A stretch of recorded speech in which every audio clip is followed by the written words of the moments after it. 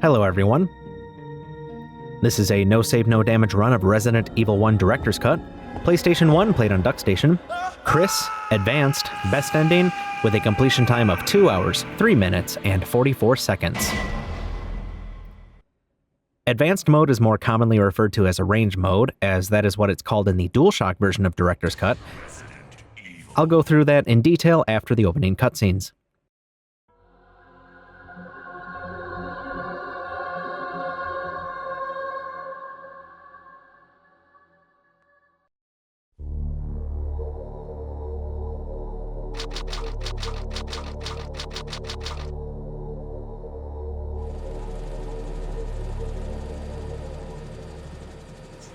Alpha Team is flying around the forest zone situated in northwest Raccoon City, where we're searching for the helicopter of our compatriots Bravo Team, who disappeared during the middle of our mission. You haven't found it? No, I haven't found it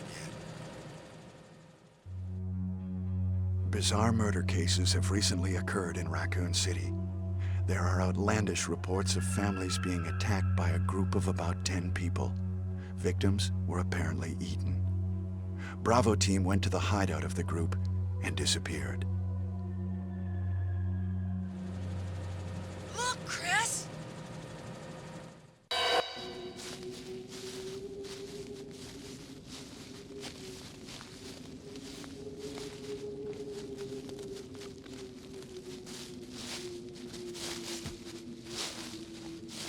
It was Bravo Team's helicopter. Nobody was in it. But strangely, most of the equipment was still there. However, we soon discovered why.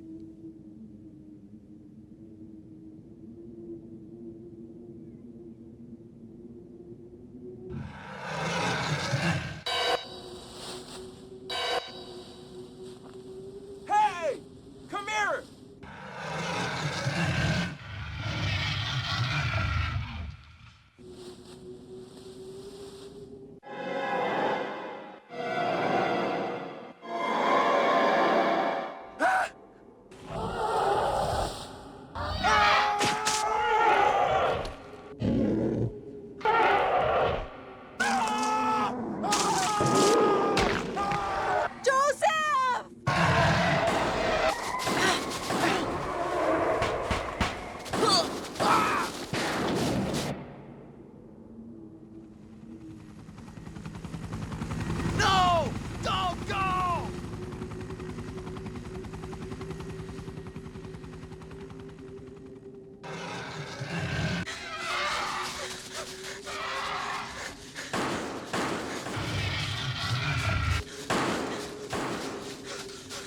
Run for that house!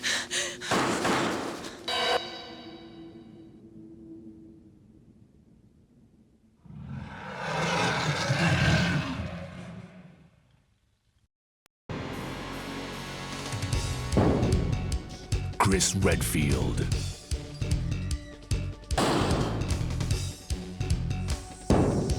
Jill Valentine.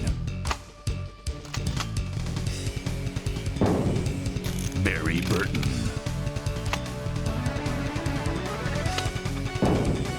Rebecca Chambers. Albert Wesker.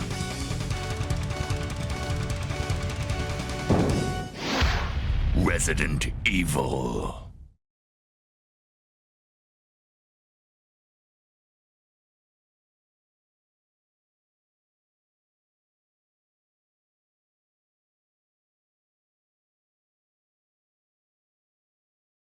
I don't know what happened. Barry! Where's Barry? Well, I'm sorry, but he's probably... No. What is that? I'll go and check. Okay, Jill and I will stay in the hall in case of an emergency.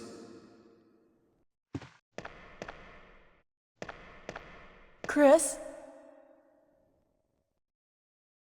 Take care.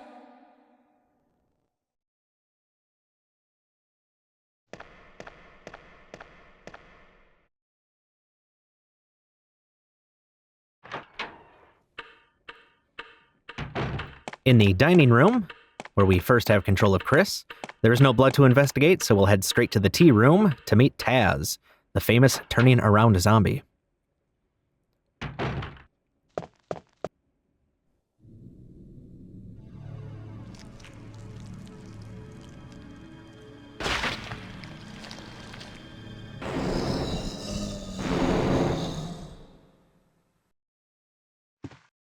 Spamming that confirm button because Kenneth has 2 handgun magazines, and I want those. And I don't have a handgun, and I don't feel like dealing with the knife, so I'm just running right up to Kenneth, grabbing those 2 handgun magazines, called clips in this version, and then running out. We'll have to deal with Taz later when we come back into the tea room.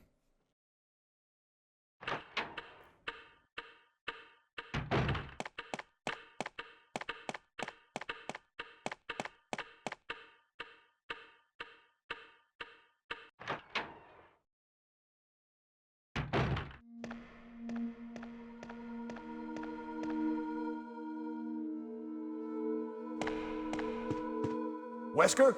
Jill?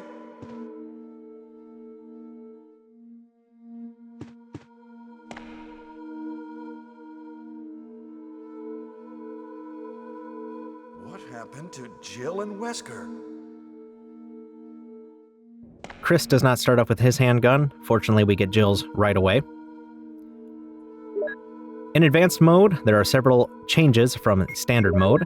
Different default outfits for Chris, Rebecca, and Jill, different camera angles, item and enemy placement, and the Beretta 92FS Inox, which has a chance to score a critical hit. Best ending refers to saving both Rebecca and Jill. You have to make the correct choices to make sure Rebecca survives, and you have to get 3 MO discs to release Jill from the holding cell in the lab. Getting the best ending, or at least a good ending, as long as Rebecca makes it, means you'll have to fight the Tyrant at the Heliport. Starting off on the 2nd floor, through the terrace entry, onto the terrace proper, we're going to meet Forrest. But before that, picking up a handgun magazine. And when we go to grab the armor key, since we get that early, Forrest does not want you to have it. So we're going to have to fight him for it. Waiting for him to come into view. First shot took his arm off. He's down but not out.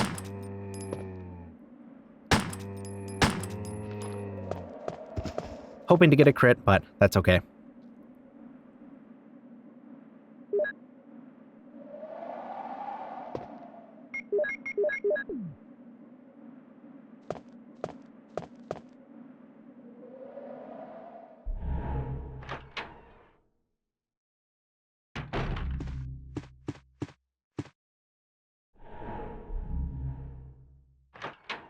Back into the main hall.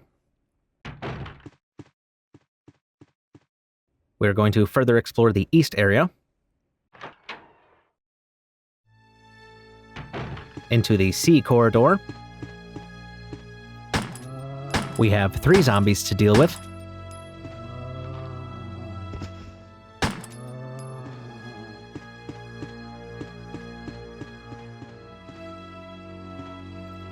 Trying to auto-aim to that one, but he's not in frame, so it doesn't work. There we go.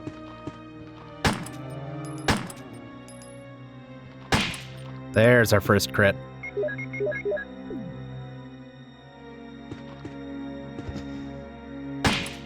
And another.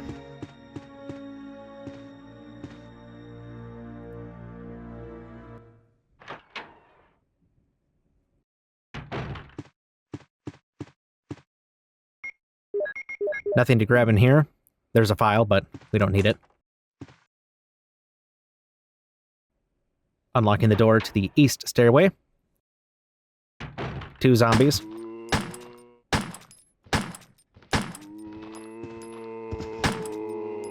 Technically 3, but 1 we don't have to deal with.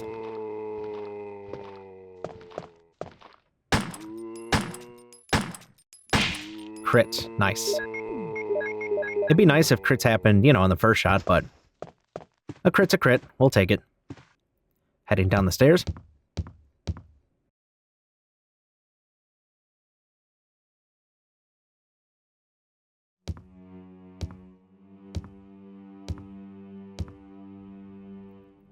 2 more to deal with. Crit. Nice. 3rd shot. I'll take that.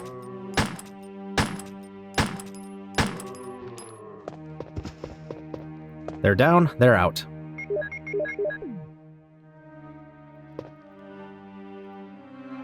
Into the east storeroom. Opening the item box. Putting away the knife. First aid spray. Grabbing the 2 handgun magazines out. You'll notice the broken shotgun on the floor. And we'll come back for that later.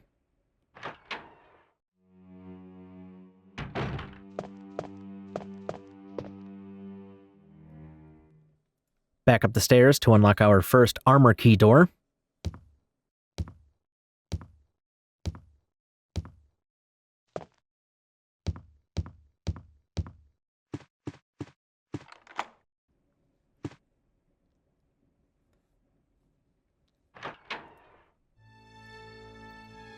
That gets us into the deer room.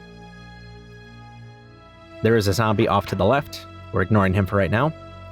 Into the study. Not sure why somebody would investigate that, and also not sure why there's a switch to drain a fish tank, but that's how they have it set up over here. Pushing that out of the way, then we can move the shelf. And that gets us half of a moon crest.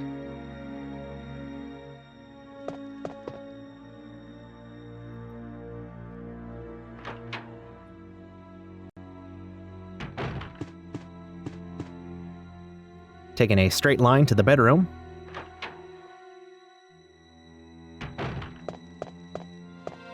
Some shotgun shells in the corner.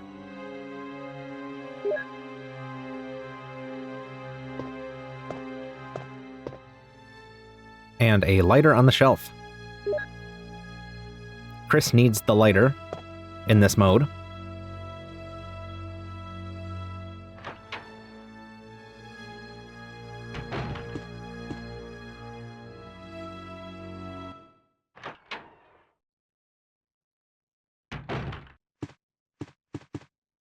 Back downstairs, quick detour to the item box.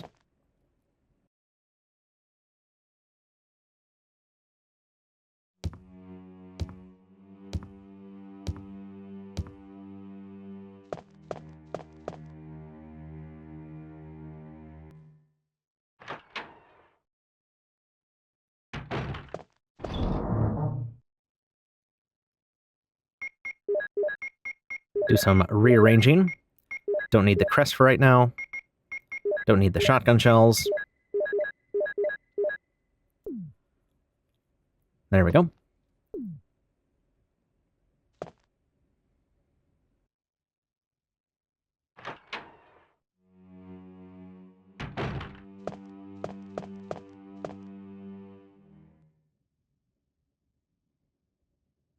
And back up the stairs, heading back to the C corridor.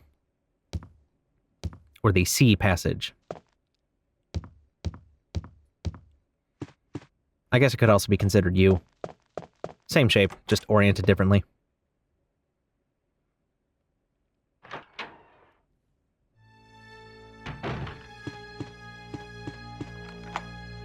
Armor key door to get into the armor room.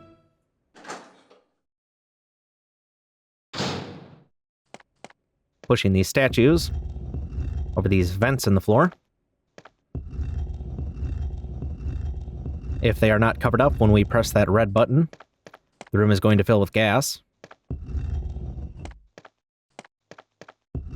And it can be pretty pixel particular.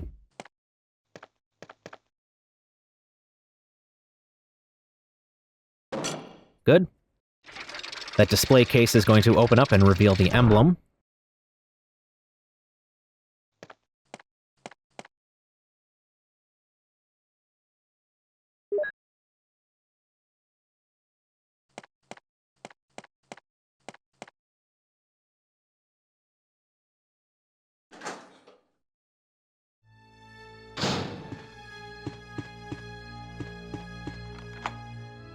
Armaky door into the pillar passage. And we're going to meet a couple members of the STARS Bravo team. Who are you? I'm Chris of Alpha Team. I've come to rescue you. Richard, what happened? Chris, this house is too dangerous. There are terrible demons. Ouch! Richard, don't talk. He seems to have been bitten by a poisonous snake, but the size of the wound is abnormally large. It's not just a poisonous snake. It's a monster. Richard, he needs serum, but we left it in another room. Okay, I'll go. Hurry, please. I will. Wait here. I'll be back soon.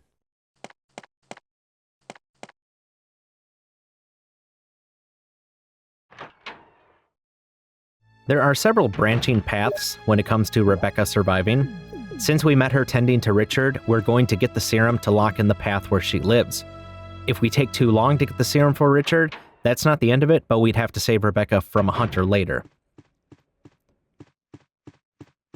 The serum is in the western side of the mansion, so we're going to head over there, do a few things, and then get back in time to get the serum to Richard. The second floor dining room. 2 zombies to take out, 1 to ignore.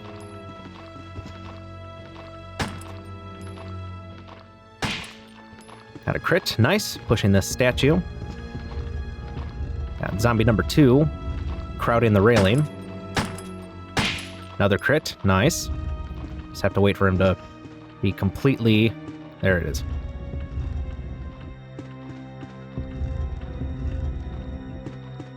And number 3, we're just going to ignore.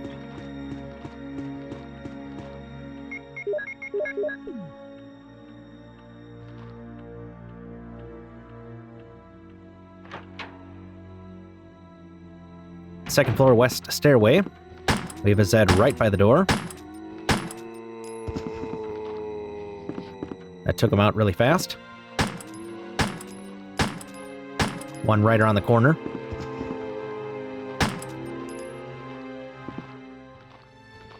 Crit, nice.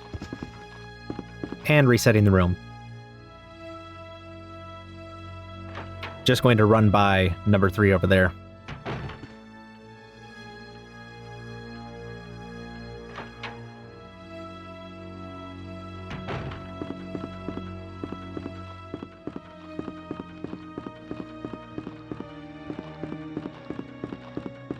And down the stairs we go.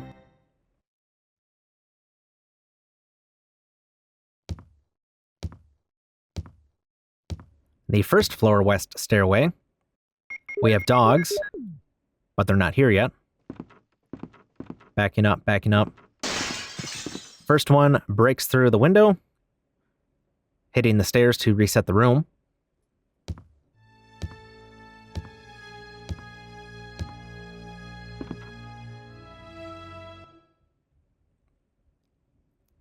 And the dog's position will reset, and it will be next to the door that leads into the medicine room.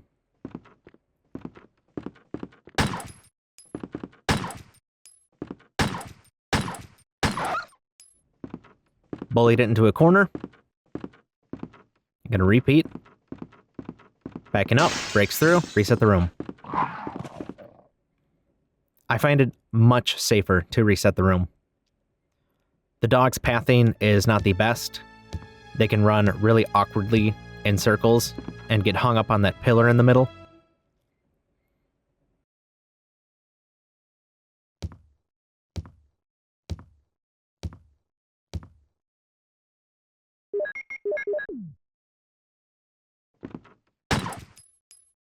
Shooting, waiting. We're in a good spot, so I'm going to bully him. There we go. And for the third dog, just going to run straight for the door that leads into the central corridor, or the F-shaped corridor.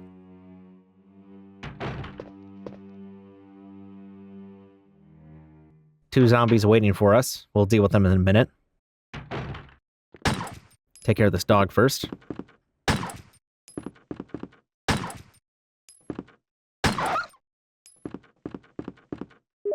This passage is now clear. Using the armor key to go into the vacant room.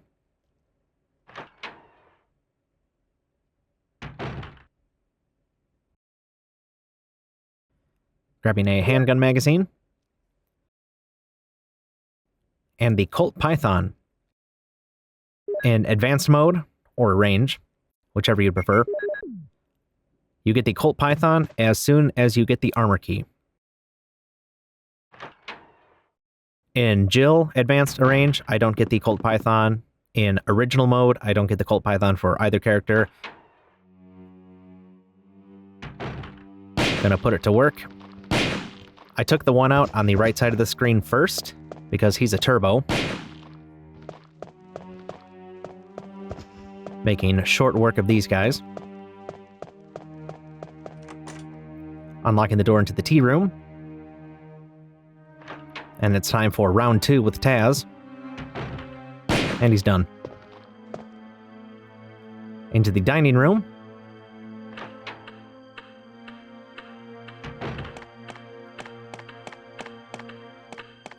Running over to the statue that we pushed off the ledge to get the star crest.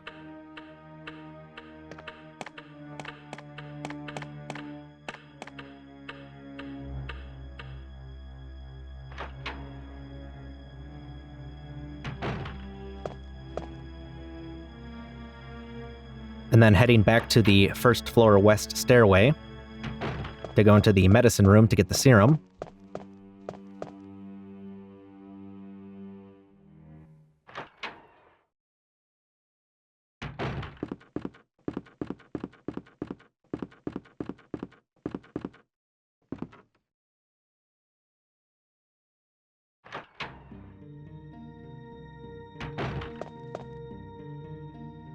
I forgot I needed to go to the item box first.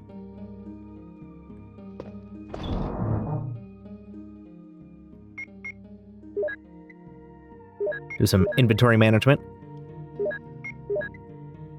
What we need is the handgun, magazine, the armor key, the lighter, the Colt Python, and the serum.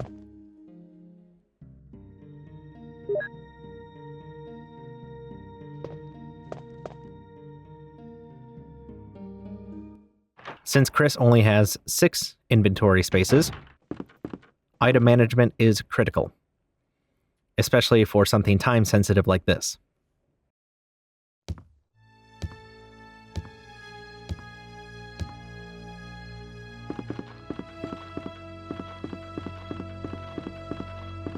And now we are going to head back to Richard.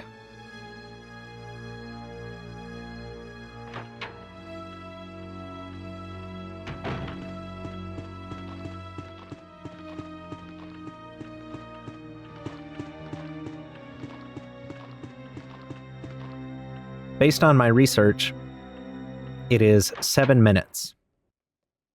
If we take less than 7 minutes to get back to Richard with the serum in hand, he will survive. And the game has a internal clock that stops at the item box, the save screen, and loading screens.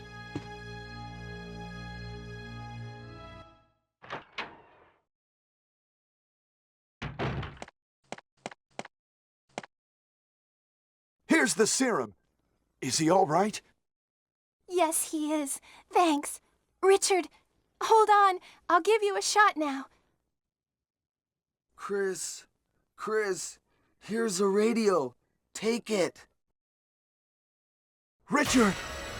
No! Richard! Rebecca, be careful.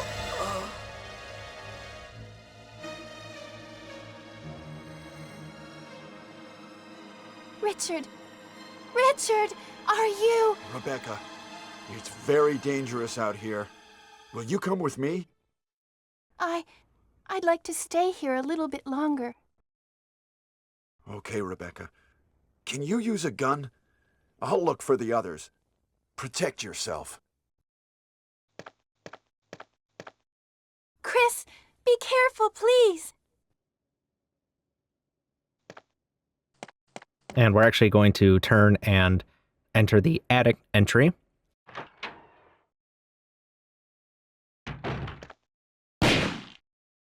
Two zombies in here crowding us, moving to the left side of the screen, or Chris's right, because that one's a turbo, and we want to make sure we get him first.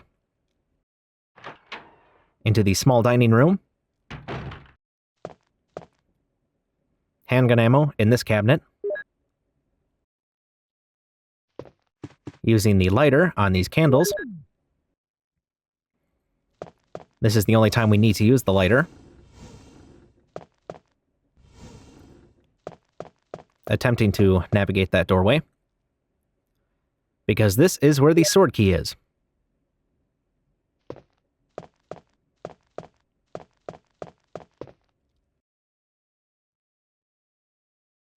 Chris does not get the lockpick, so he has to get the sword key.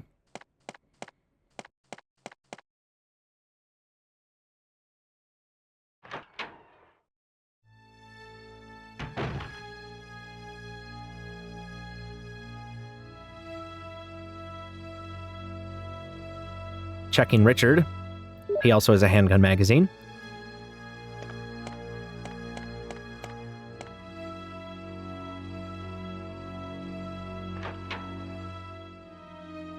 Now that we have the sword key, we can explore more of the eastern side of the mansion.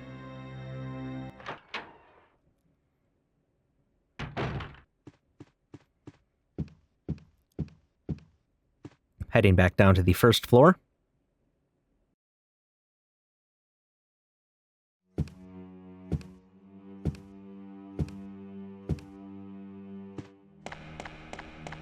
And using the armor key to unlock the dressing room, but not going in there. There's 3 zombies, there's a handgun magazine, and there are shotgun shells, but you would need one of the old keys or small keys or desk keys, whatever you want to call them.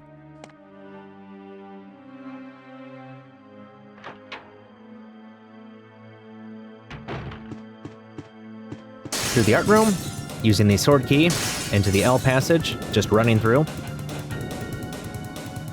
There's a handgun magazine underneath one of those cabinets, but again, I don't find it worth it.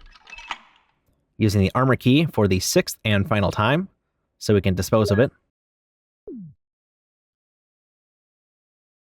And unlocking the door to the boiler area. There are 3 dogs in here. First one, just shooting, waiting for it to get back up. Repeat. Second one is going to jump in. This camera angle change. It was jumping, almost got us, but we denied it. Stunning, grabbing the chemical. Stunning again, and running out. Third one will jump over. Won't even hit the ground, and we're already through the door.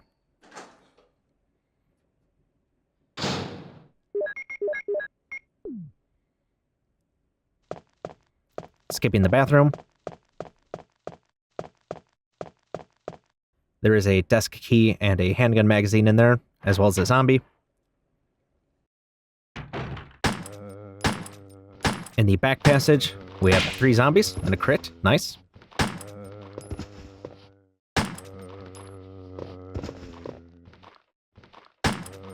There we go. Still wasn't down.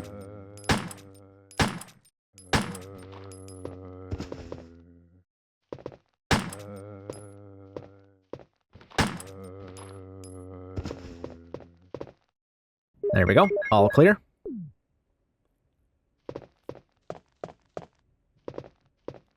Just triple checking.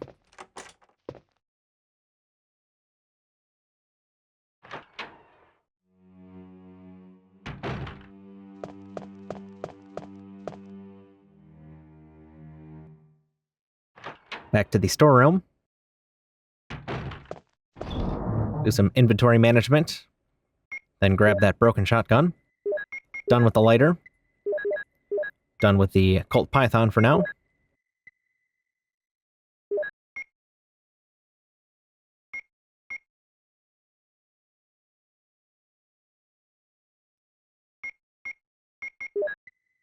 Don't need the chemical quite yet.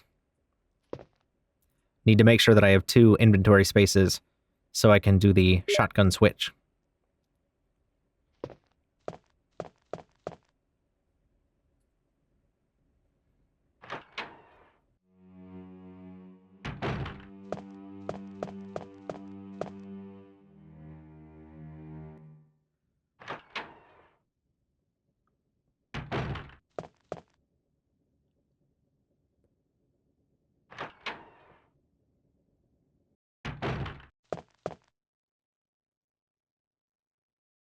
Into the trap room we go.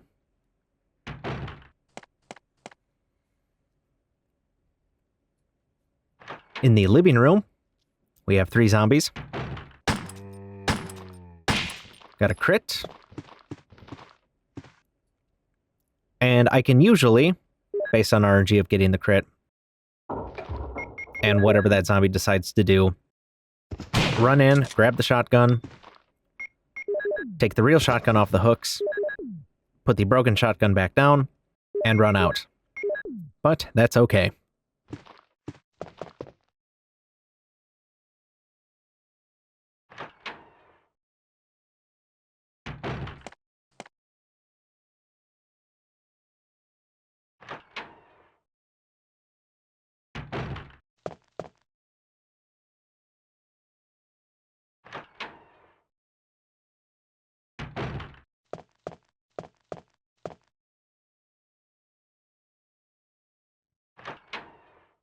In the large gallery, we have some crows and a puzzle.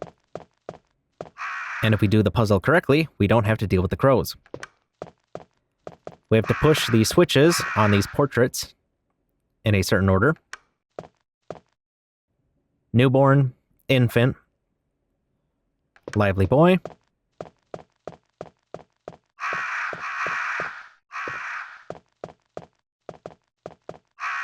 for some reason, I tend to forget this one. Young man.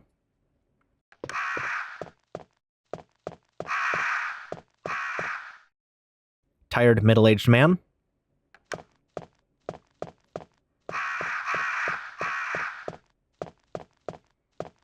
And a bold-looking old man.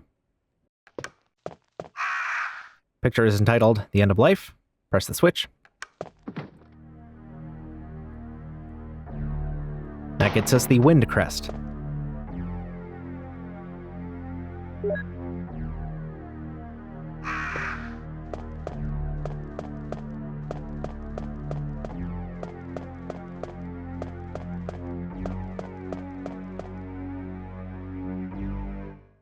We have 2 of the crests in our inventory, so we're going to put those in place.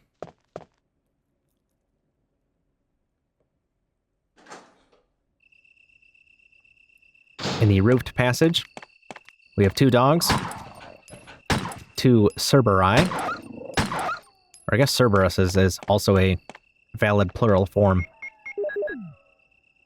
Cerberi rolls better, I think. Cerberus is not as smooth. Those 2 crests are in place. We got crits on the dogs, which is always nice.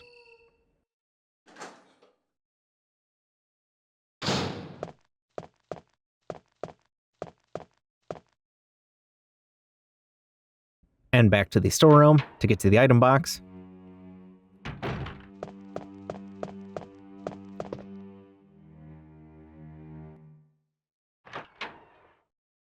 We have a few more puzzles to do, and a boss encounter before we are done with Mansion 1.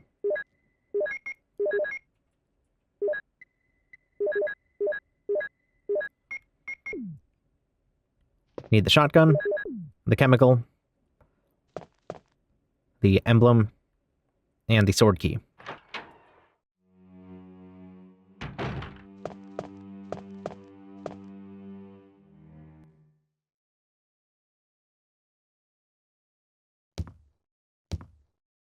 So we have to switch the regular emblem for the gold emblem. We have to get the blue jewel to switch that for the shield key. Use the herbicide to get another crest. And use the sword key to unlock the bar and the keeper's room.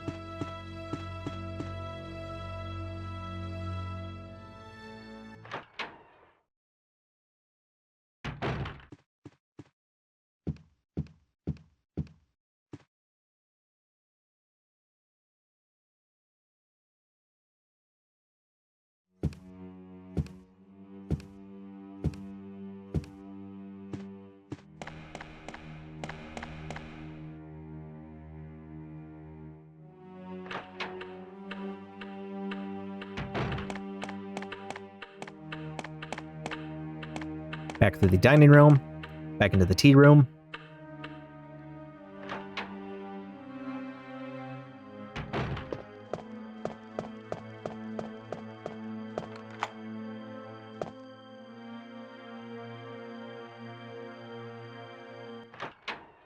Sword key to get us into the bar.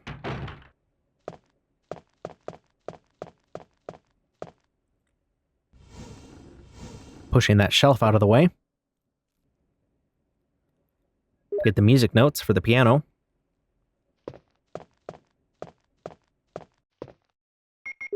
And unfortunately, Chris can't read. So he's going to caveman hand the piano.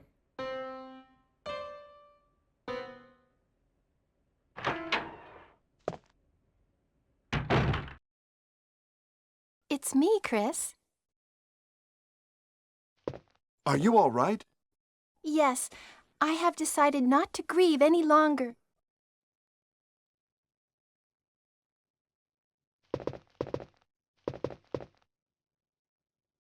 Ah, it's the Moonlight Sonata. Can you play?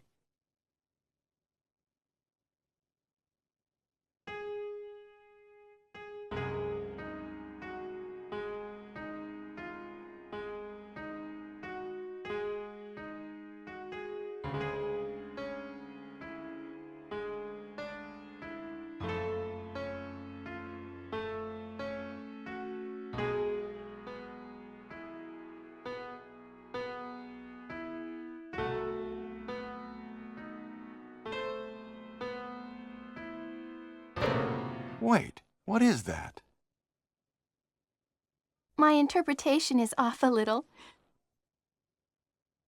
Chris, may I practice for a while? See? Just relax and play. All right.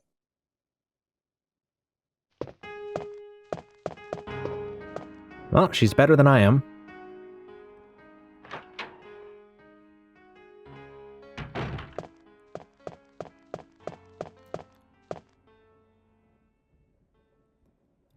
To give Rebecca ample practice time, all we have to do is run up to the main hall and then back to the bar.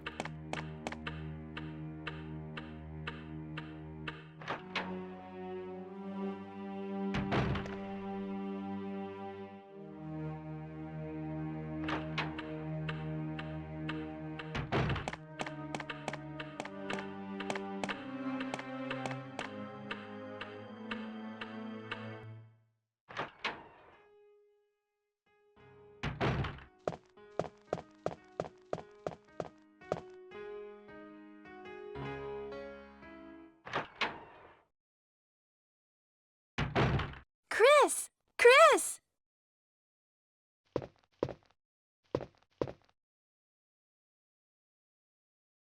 You like it?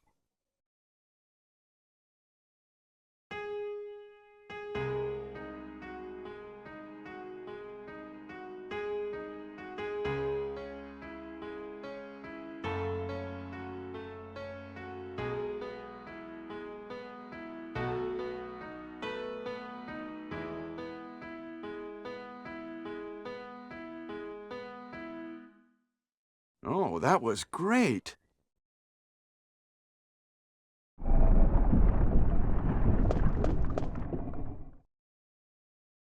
What is that? Great job, Rebecca. In this hidden room here, grabbing the gold emblem. That's going to lock us in. But we're going to put the regular emblem and open it right back up.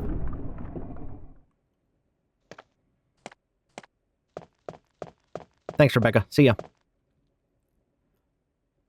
Then back to the dining room to place that gold emblem.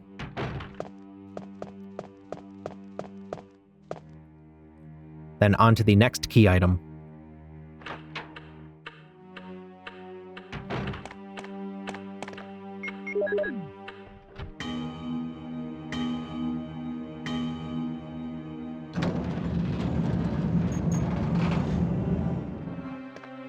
Emblems in place. Grandfather clock moves out of the way. Secret compartment has the blue jewel.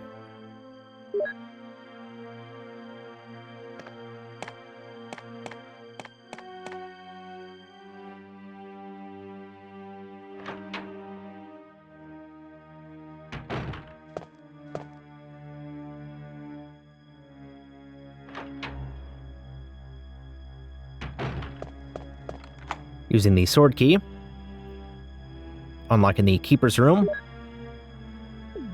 discarding that. We'll go in there shortly. And into the tiger statue room, placing that blue jewel we just got. And that reveals the shield key.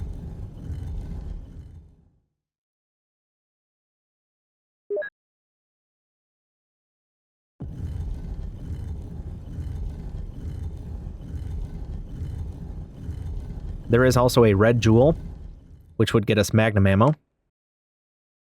But I skipped the red jewel.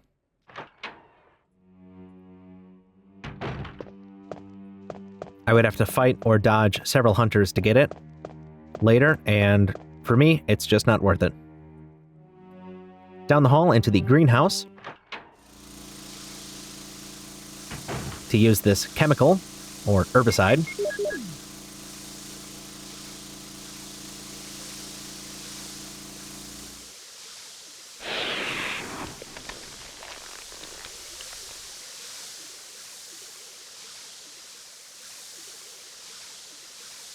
That gets rid of the monster plant living in the fountain.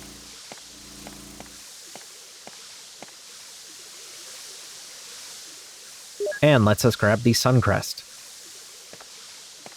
We now have 3.5 out of the 4 crests that we need to leave Mansion 1.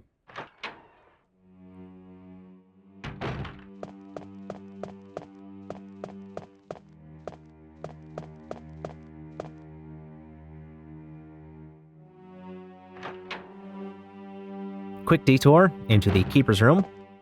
Handgun ammo on the bed. We'll get that in a second. Investigating this desk. Keeper comes out. Keeper goes down.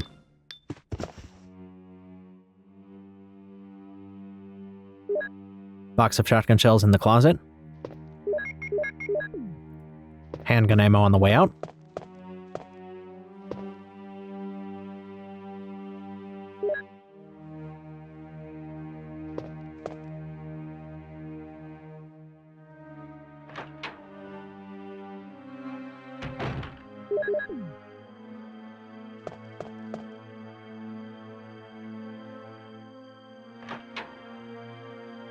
Now we just need to get the other half of the last crest.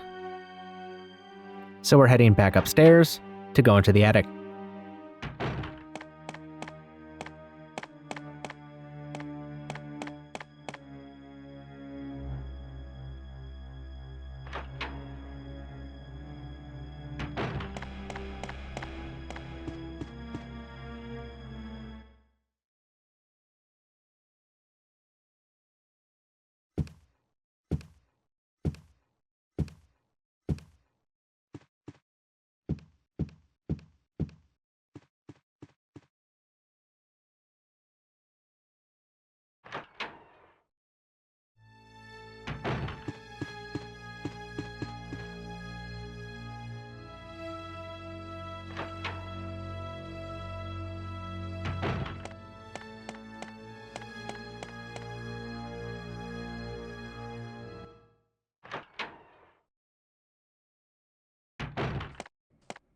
up the stairs, using the shield key.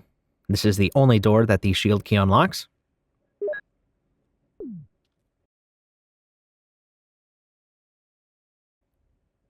And into the attic.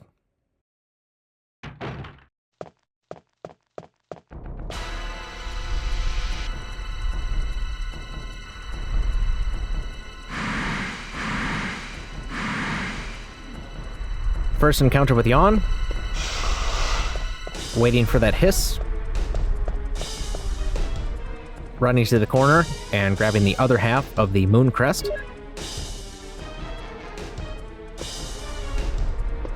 And we're just going to camp out here until Yawn's head crosses that post that Chris is almost looking at. There you go. So as soon as that head crosses, running and hugging to Chris's right. Grabbing the shotgun shells off of the barrel here.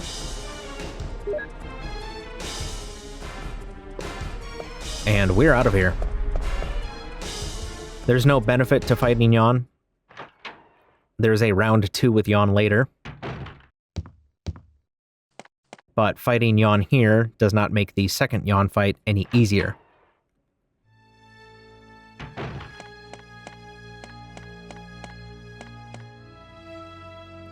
One more trip to the east storeroom for an item box. And then we're done with Mansion 1 and heading to the Courtyard.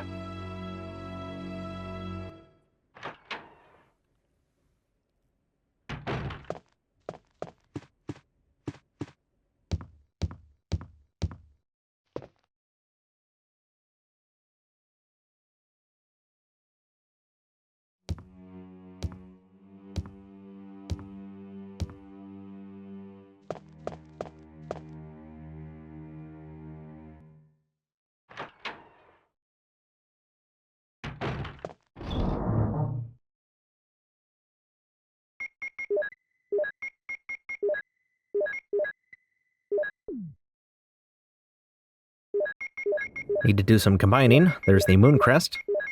Putting the shells and the handgun magazines together.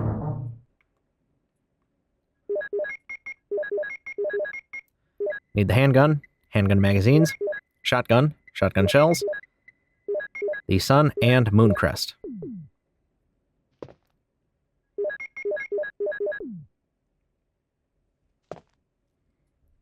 Then back to the roofed passage to place those last 2 crests.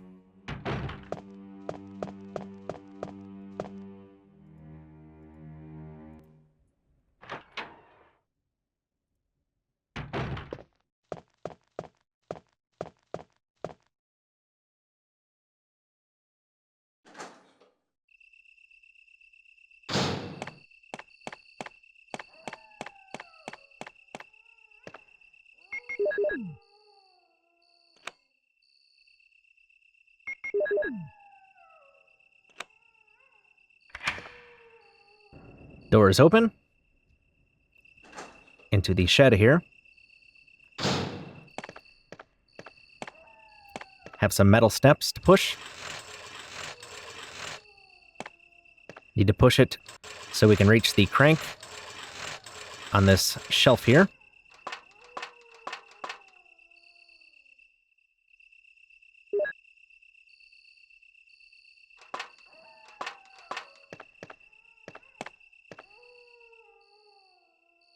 There's a small key on this barrel here.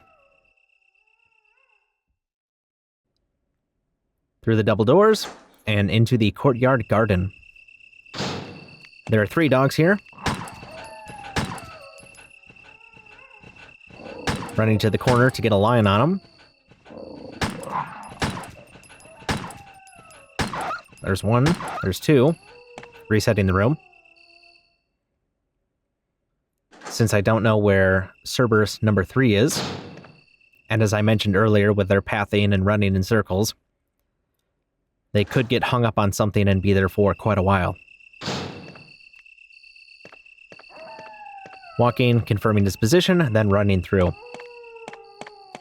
The next time I come back here, any of these 3 dogs that are still there will despawn, and be replaced with 2 new ones. So if you can just run through, you can dodge, you can stun and run. Whatever lets you get through there safely, those 3 will despawn, 2 new ones will spawn in. At the water gate, draining the pool with the crank that we just obtained.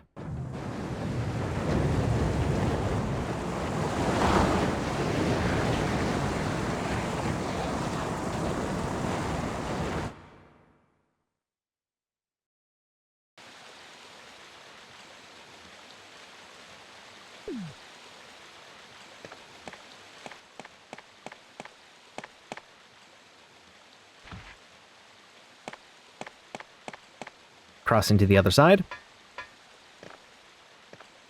We're gonna have some snakes falling from the sky. Well, trees, more likely. Called adders. They're easy to dodge, just running through.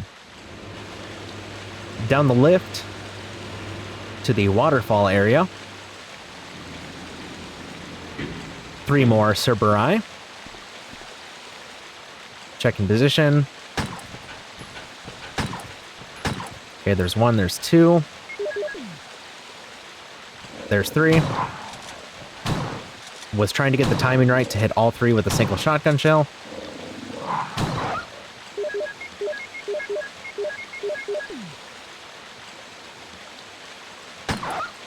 There's 2, there's 3.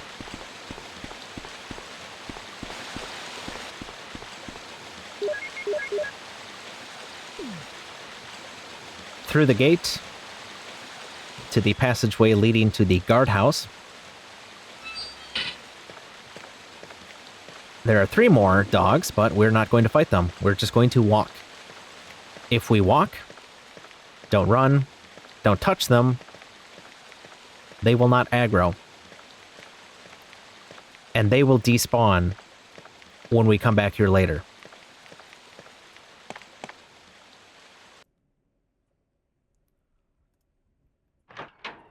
And now we are in the Guardhouse Residence. We have a statue to push. There are 3 holes where a vine from Plant 42 could get us.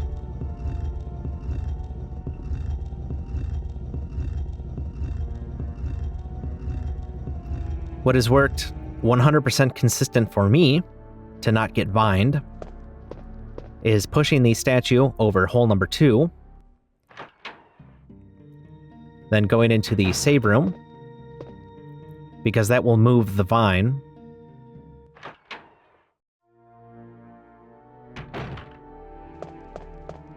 It starts off in hole number 3, and if I were just to go straight to the rec room, it would be in hole number 2. By going into the save room, then the rec room, it is now in hole number 3.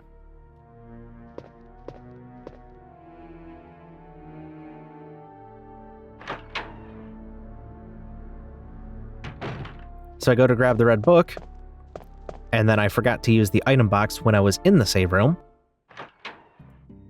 And I was worried, did I just mess this up? Will I get vined when I push the statue off hole number 2, as what was happening to me before?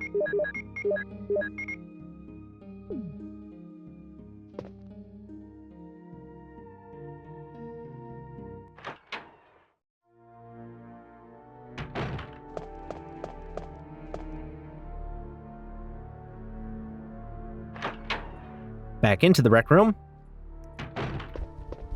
On the table, the red book. And for some reason, there's an ink ribbon right next to it. Of course, we don't need that. We need the red book. Heading for the door. The spiders are not too bad to navigate around.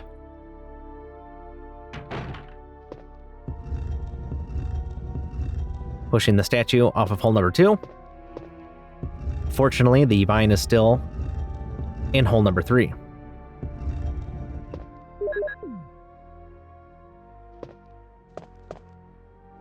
Now I'm free to go into room 001.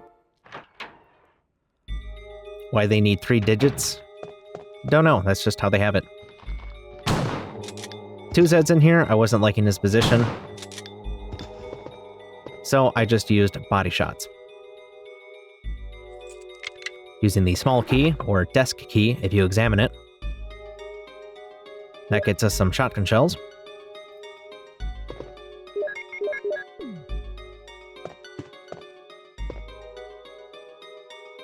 And there's another key in the cup, which is very convenient.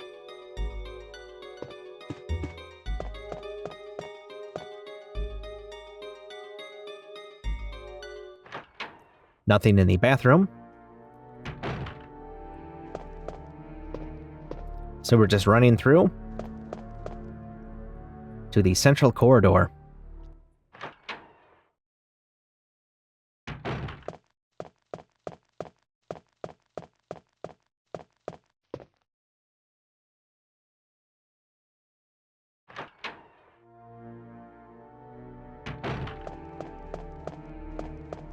The Beehive passage. We have the next dormitory key, or 002 key.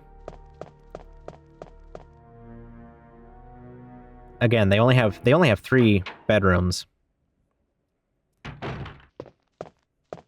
but they're using triple-digit naming convention for it.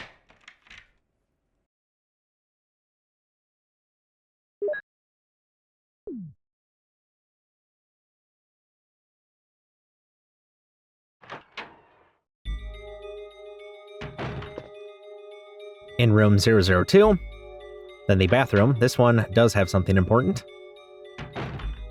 Well, we have 2 zombies to deal with first.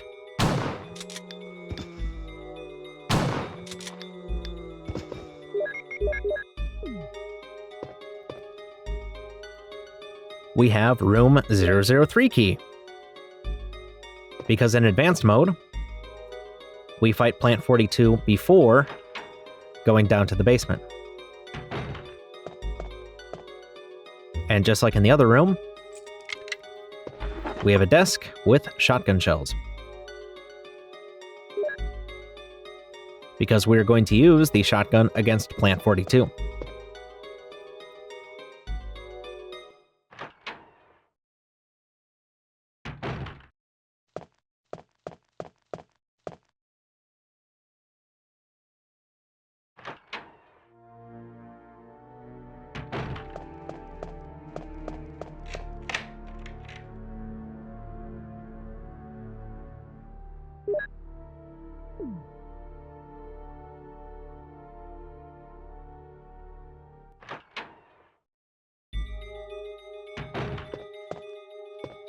There's a handgun magazine and a zombie in the bathroom. Not worth dealing with.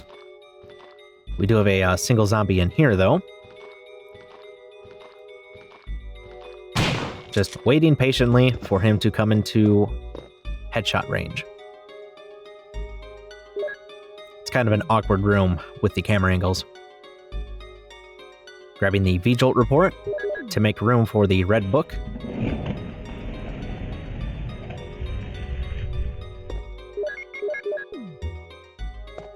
And that opens up the room for Plant 42.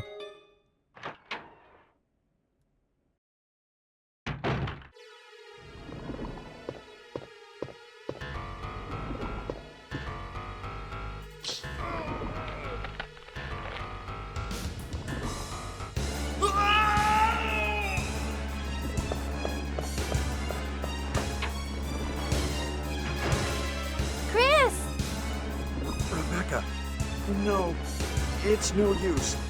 The roots of it are in the basement. You could... Whoa! Chris! Take this file with you. Use the information in it in order to make the potion. And kill the root. Becca, please.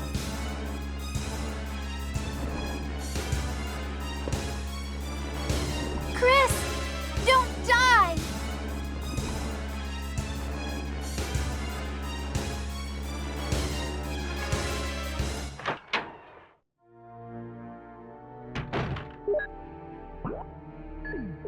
The path we took means that Rebecca is going to help us with Plant 42 by making the V-Jolt, so we only have to fight Plant 42 for 1 phase instead of 2. code 125 to open the door to the drug storeroom.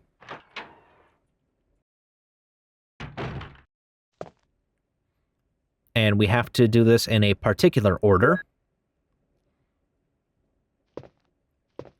Getting the mixtures wrong will create a poisonous gas that will do damage to Rebecca.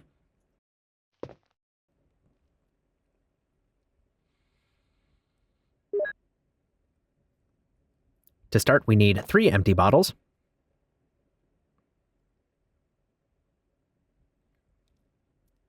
Filling up 1 with water. And water is the number 1 for this puzzle. Filling up a bottle with UMB number 2. Combining those to get NP003. Then grabbing a UMB number 4.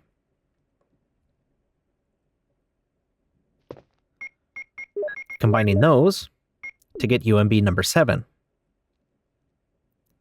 Grabbing another UMB number 4.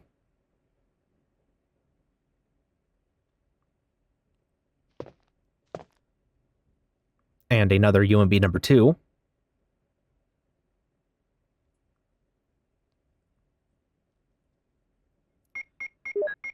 Combining the UMB number 4 and 2 to get yellow 6, mixing that with UMB number 7 to get UMB number 13. Then grabbing another UMB number 2 and 1 more water. Combining those 2 to make another NP003. Then combining that with the UMB number 13, and that gets us V-Jolt.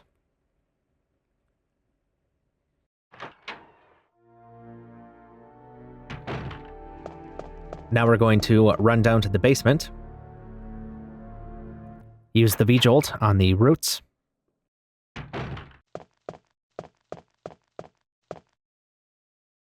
Use V-Jolt on the roots of Plant 42. Then we'll switch back to Chris for the fight itself. Back in room 002. Pushing these shelves out of the way, revealing the ladder going down.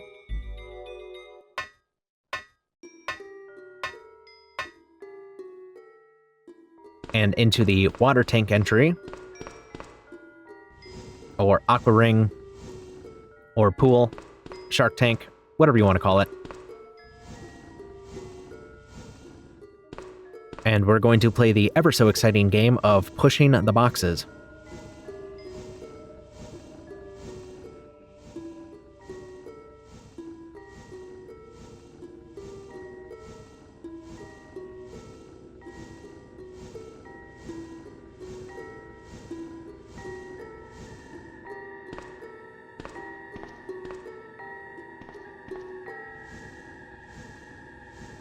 Just pushing the boxes to make a bridge.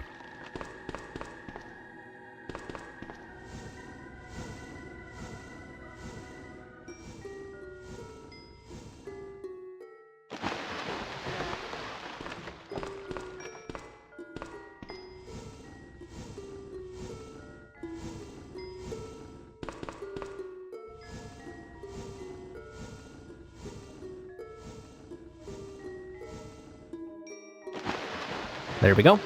Bridge is formed. Into the water we go.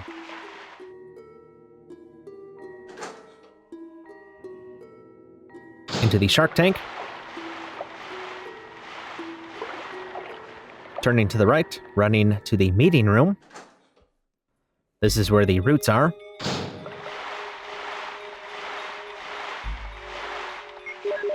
Using the V-Jolt on the roots.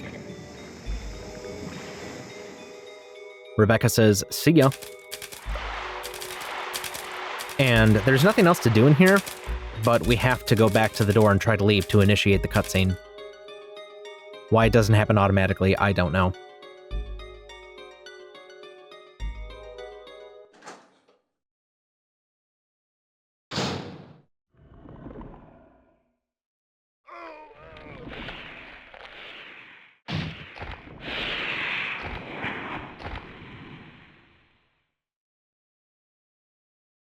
We can see Chris stand up with his hair, bottom left corner of the screen.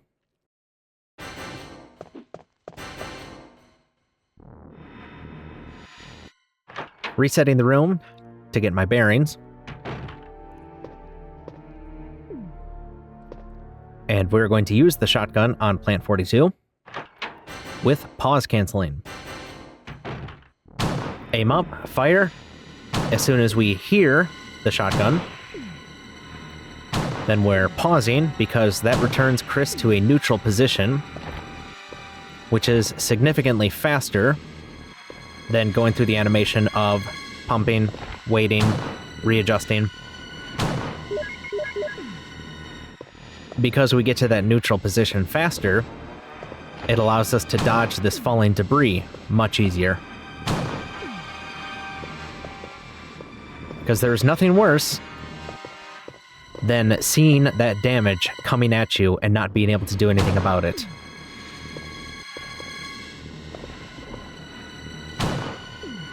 And that debris is teasing me.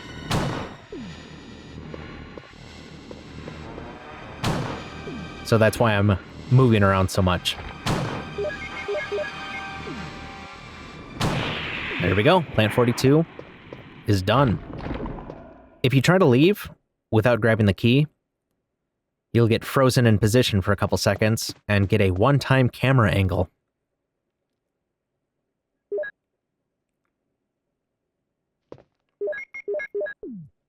We have the control room key. Now it's time to head down to the basement as Chris.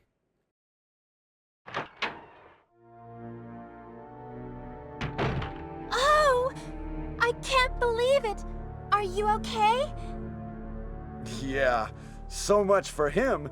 We got to the root of the problem. Saved again. I just... Really, thank you. You'd do the same for me, wouldn't you? I guarantee it. Well, I think I can make another potion. I'll go back to the pharmaceutical room I found a little while ago.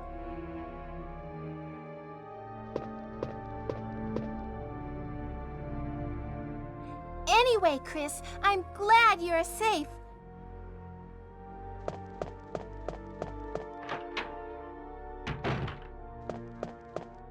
Rebecca is going to hang out in the drugstore room where she made the V-Jolt. And she provides some healing services. Of course, seeing as this is a no damage run, we're not going to need those services, but that is really nice of her.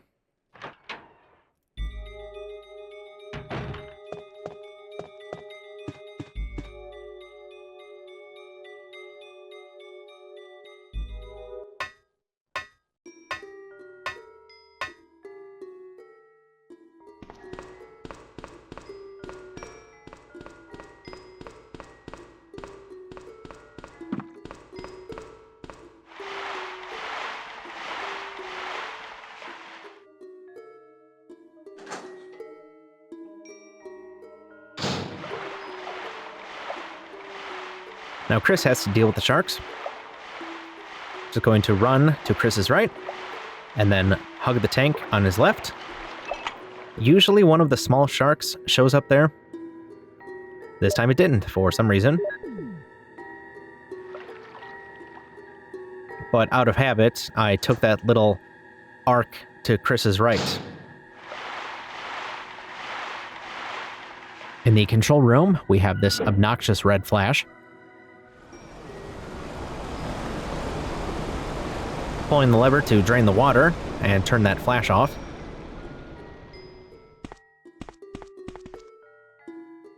And pushing this button to unlock the door to the arms storage room.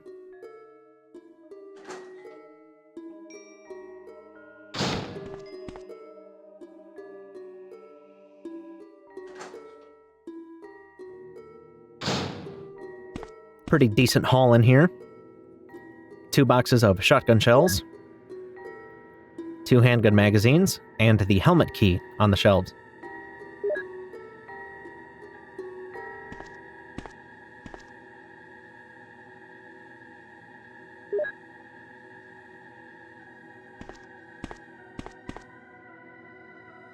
but I skipped the handgun ammo.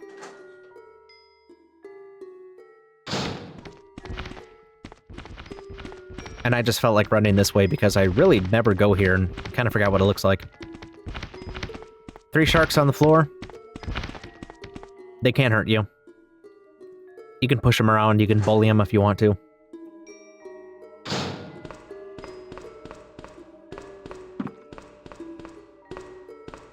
The sharks are called Neptune in this game.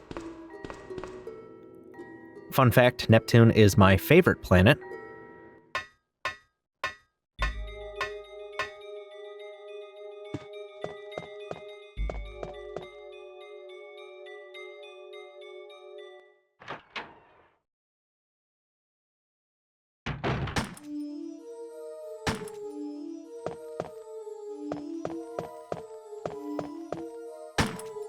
Wesker! Chris, you're alive. My words exactly. Where's Jill?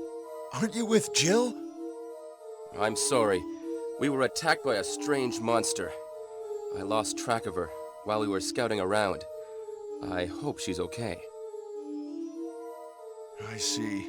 Well, it's not your fault. This place is crazy. If we stay here, all of us will end up dead. What should we do, Wesker?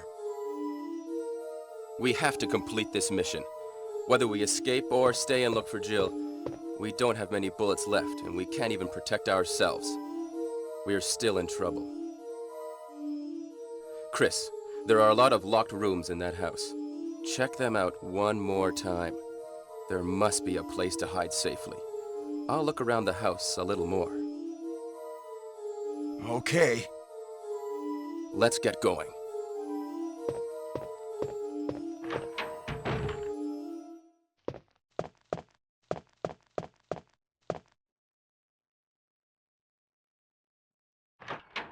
Wesker took care of that web spinner for us. With only a handgun, that's pretty impressive.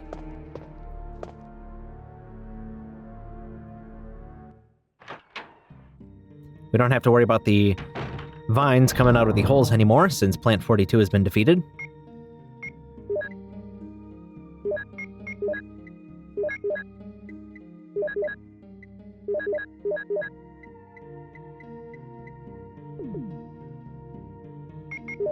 Got the handgun.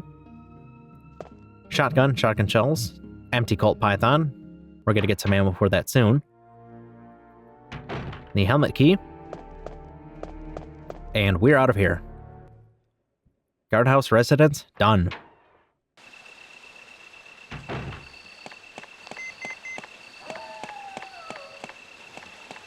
That's the radio beeping.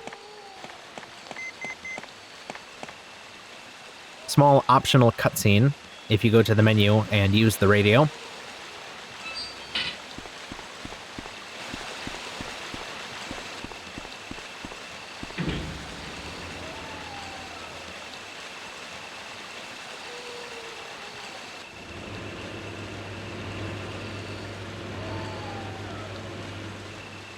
Back up the lift.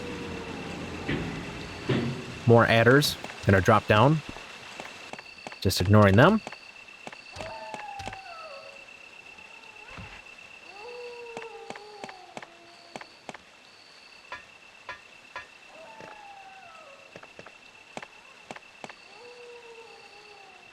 Back in the garden area. As I mentioned earlier, previous dogs despawned, 2 new ones spawned in.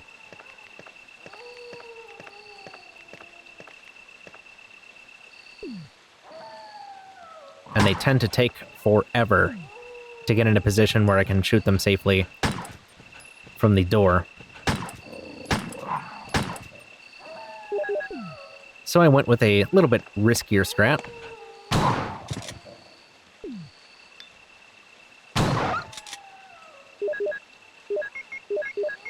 Using the shotgun, one is down. Finishing the other off with a handgun.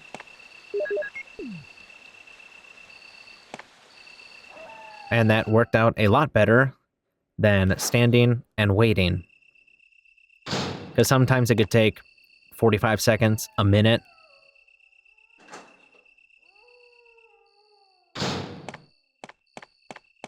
Back in the mansion for round 2.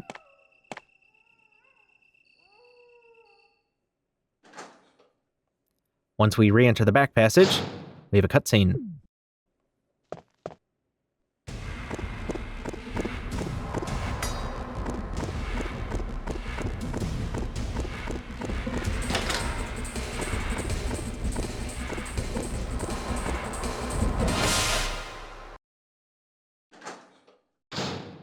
Hunter time. Shotgun. It's gonna knock her back.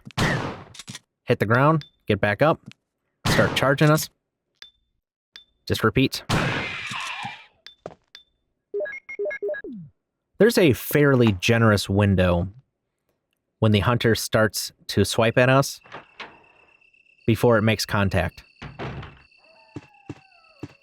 And we want to make sure the hunter is fully upright. Otherwise, it has iframes. Helmet key, opening up the Courtyard study. And that gets us 6 Magnum rounds to load up our Python. And we get ammo disc number 1.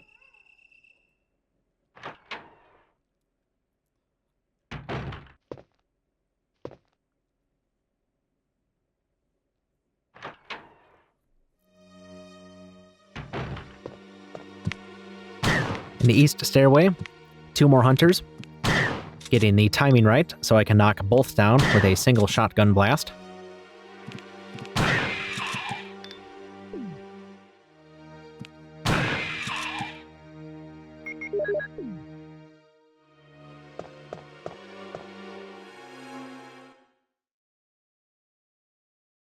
Then up the stairs, as we have 1 more hunter in the way before the next section. Hunters are incapable of navigating stairs. So taking advantage of that, using the handgun, taking her out.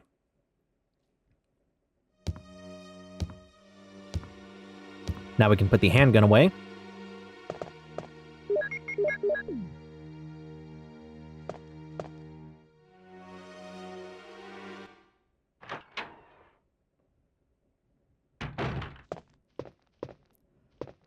Wesker left us some supplies. Shotgun shells, handgun ammo, and a first aid spray. Just grabbing the shotgun shells.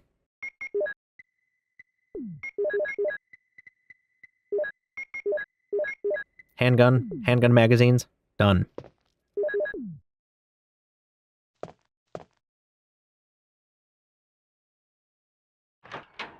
Now it's time to head upstairs for round 2 with Yawn. This time we have to fight Yawn.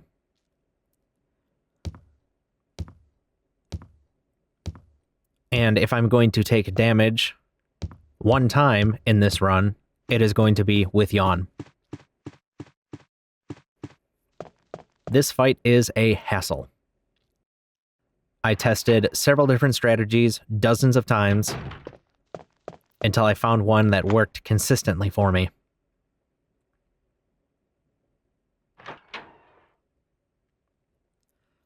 It involves a lot of pause canceling. So in the lesson room,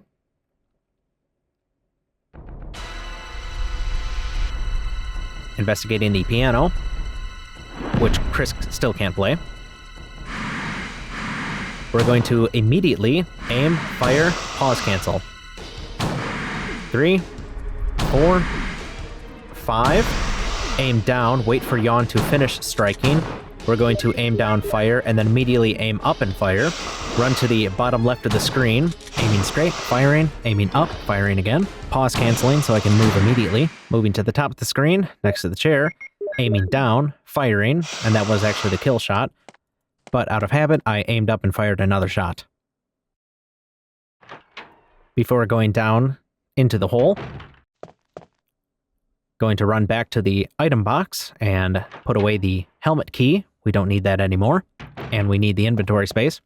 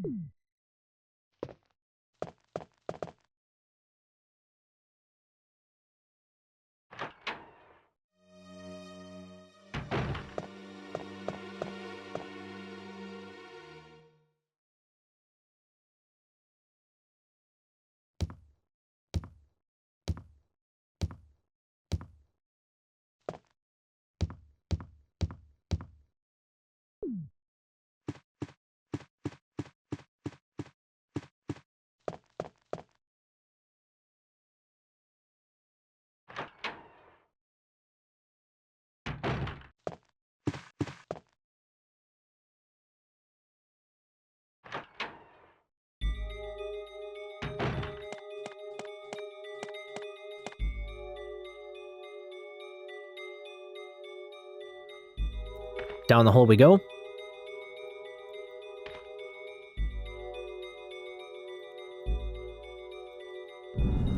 Investigating this gravestone, pushing the switch, revealing a ladder. That will take us to the mansion's basement.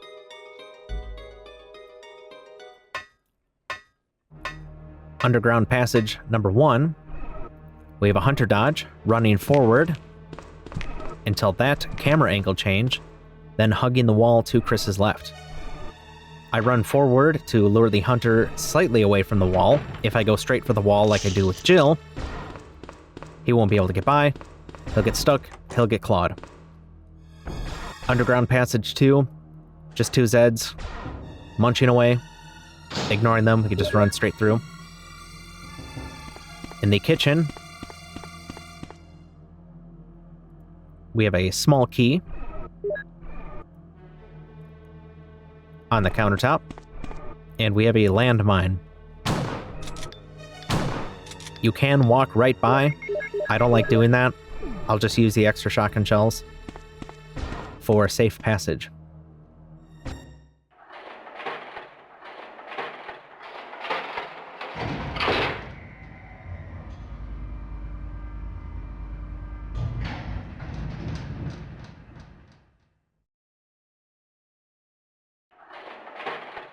Up the elevator. You'll notice that I fired the Magnum. It did not make a sound because I paused too early. I saw the shot, but I didn't hear it. So it just vanished thin air. Running to the corner. Positioning Chris so he's looking at the elevator button. Waiting for the hunter to almost come all the way into the frame. And then running, hugging the wall on Chris's left. In the large library, equipping the shotgun. Using the key, the small key that we just got. Get some Magnum ammo. There are 3 zombies in here. 2 to take out, 1 to ignore.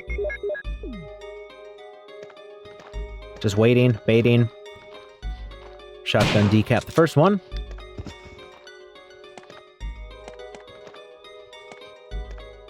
Waiting for the second. There he is. Some of these angles can be pretty awkward. Resetting the room.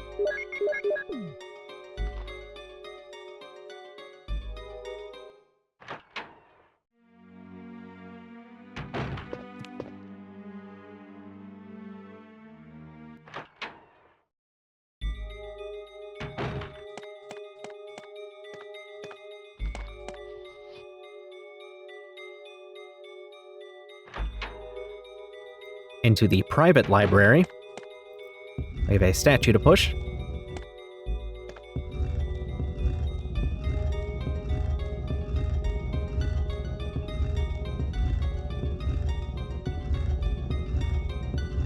Pushing it into this corner.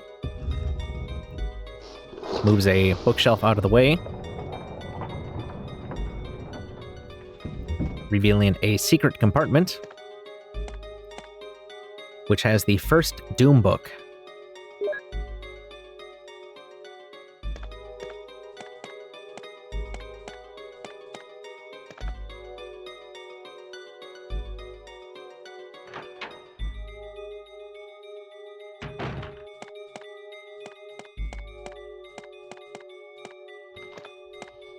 Running around to the other side.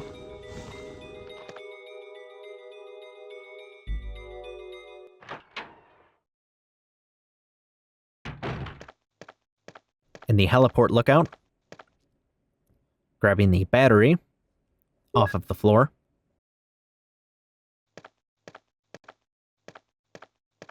If you get too close to the window, crows will break in.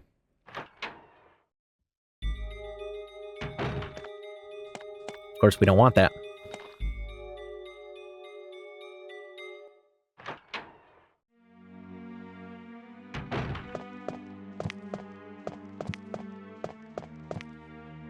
On our way out, detour to the closet to get some extra shotgun shells.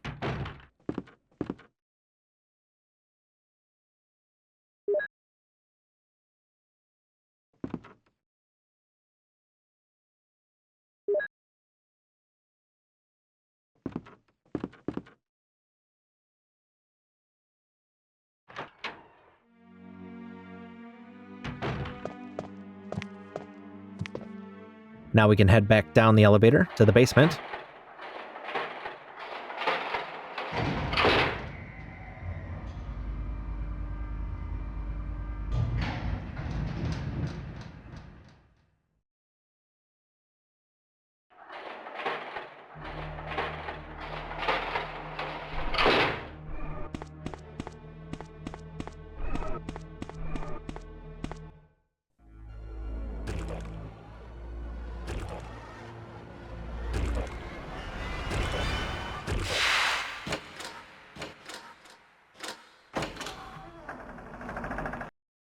When we try to leave the kitchen, this guy shows up. Just aiming down with the shotgun, taking his leg out. Faster than running around the table. Or the counter. He is a fast one.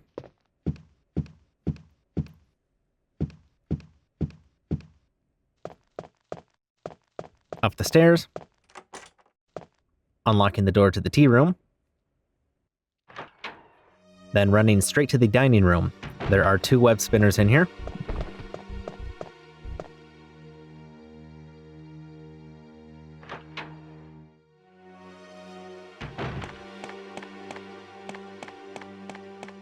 Now we need to get back to the courtyard.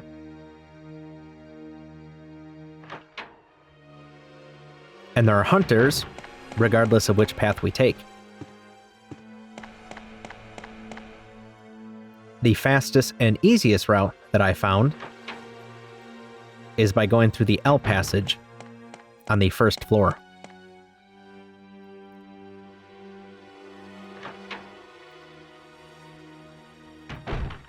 There are now 2 web spinners in here, but they are very easy to run by.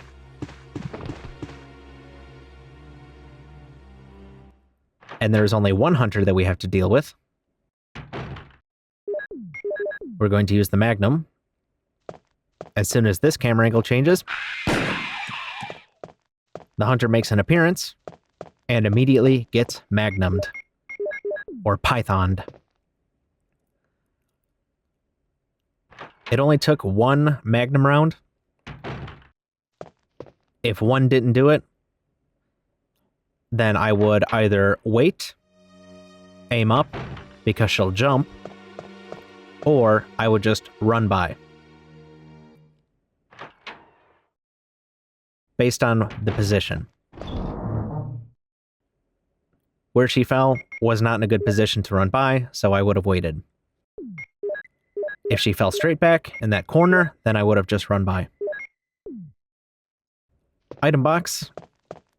All I need is the shotgun shells, the crank, and the battery. 1 more hunter dodge.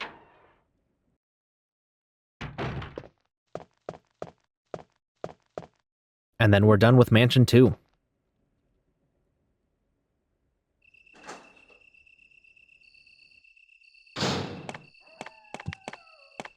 Running, hugging the wall to Chris's left, straight for the door.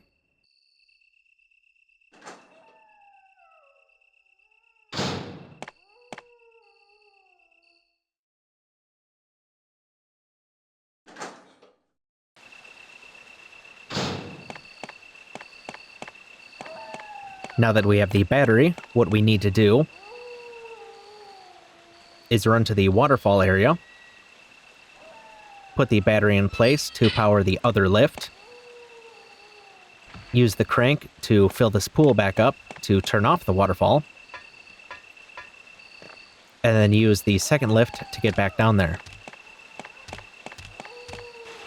Adders, again, just running through, nothing special.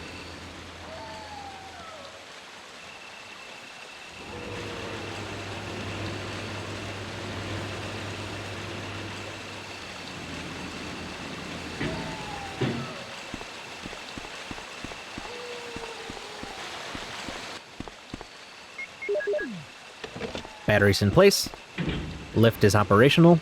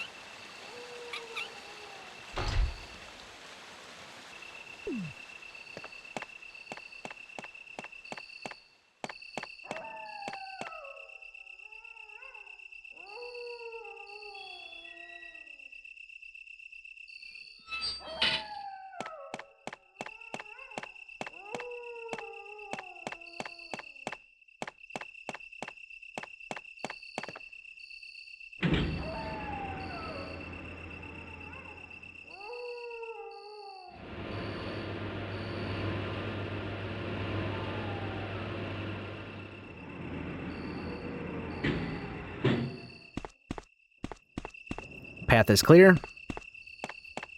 Now we can head to the underground area, also called the caves.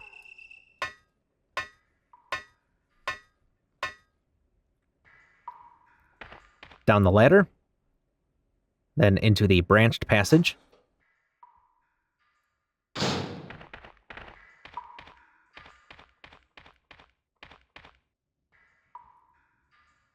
Nothing to do or grab there. Into the generator room. Same thing, just running through.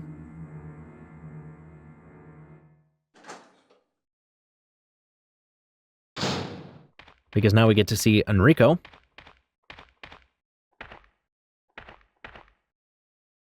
Enrico! Don't come any closer, Chris. Wait, what happened?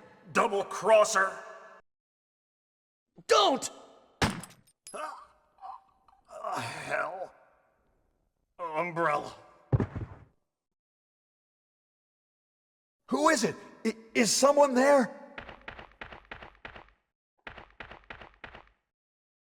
Double crosser? What did he mean by that? Yes, what could he have possibly meant?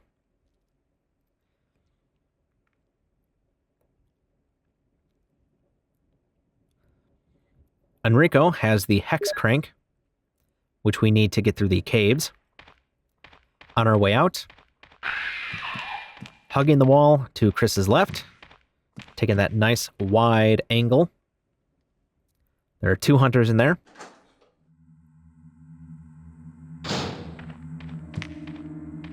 Back in the generator room, there are hunters. There's also some shotgun shells. Don't want to deal with the hunters to get those. The branched passage, immediately running, hugging the wall to Chris's left, then making for the door. Sometimes that second hunter will start charging us, but I have had consistent success getting to the door before the hunter can reach us and then swipe us. Using the hex crank to rotate this section of the walls, floors, just this section of the room itself.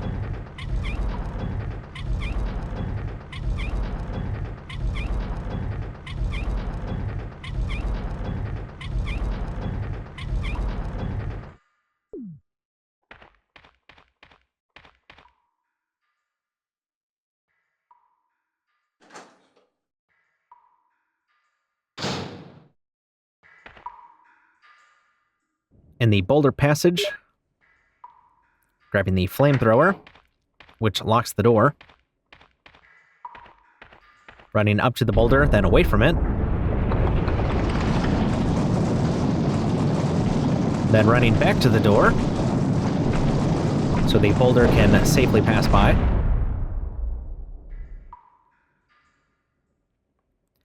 Then running through the new opening, hugging the wall to Chris's left, dodging that hunter, and into the underground storage room, for Black Tiger. Not going to fight Black Tiger, going to dodge it, and let it open the door for us. When the front legs start to drop, we move out of the way and let the acid hit the door, clear the webbing away. Just rinse and repeat.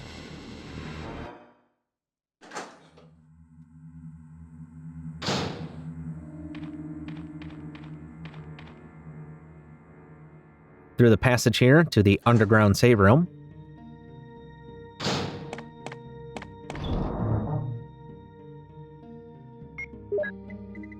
We are done with the square crank.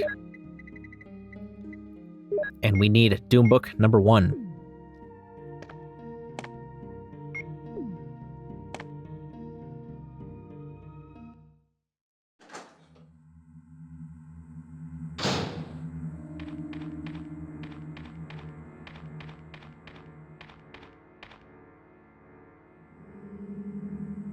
Setting down the flamethrower to unlock this door.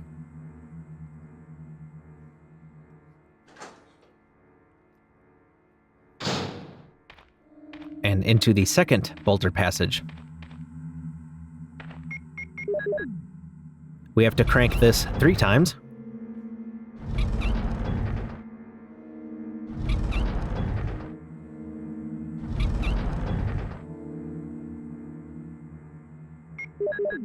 Why we need to do it 3 times? I don't know. There's no hidden passageway or hidden compartment on the right side. Obviously can't cross it if it's on the bottom. It would have made more sense to rotate it once, counterclockwise, but that's just how it is.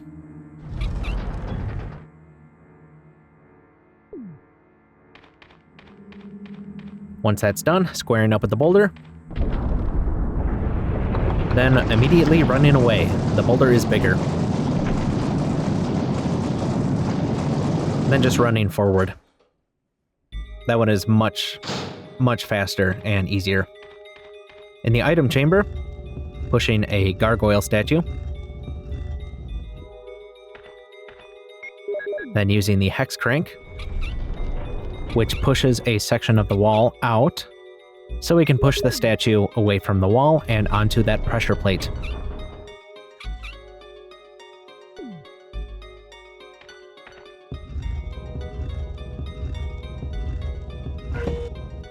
If you get the position right, you can push the statue away without using the hex crank a second time. That's a speedrun strat. Not too worried about that, of course. The lab key, or the power room key, when you examine it, was in that little hidden compartment. And in the alcove, behind where the boulder used to be, is the second Doom Book. Doom Book 1 has the Eagle Medal, Doom Book 2 has the Wolf Medal. Done in this section. Up the lift.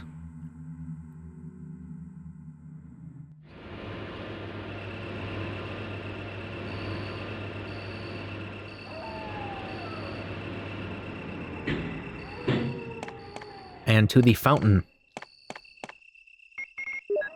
The medals that I mentioned, this is where they go. Opening up Doom Book 2. Using the Wolf Medal. Then running to the other side. Same process with Doom Book 1. And the Eagle Medal.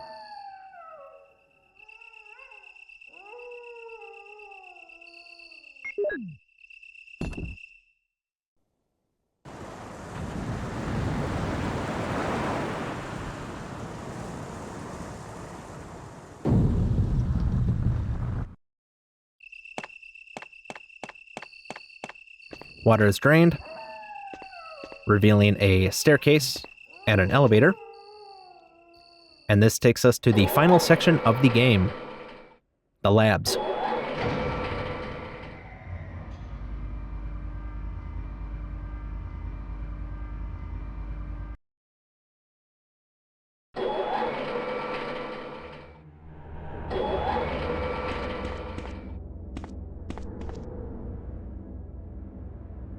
in the entryway, down the ladder, to a room with an item box, but it's not a save room, there's no typewriter. We're done with the crank completely. Just need to grab the ammo disc, so we have the shotgun shells, the lab key, and the ammo disc.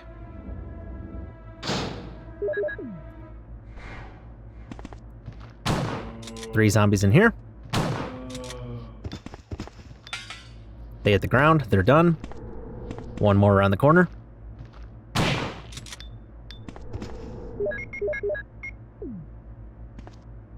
And down the stairs.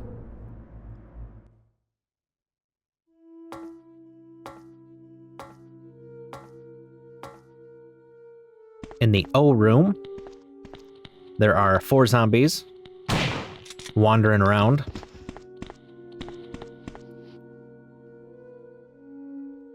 And they do respawn at times.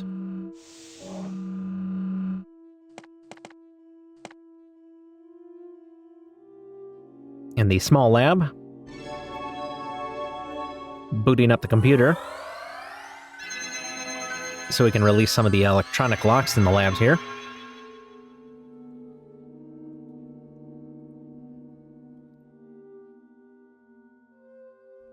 Login, his name is John, John. Password, ADA, Ada.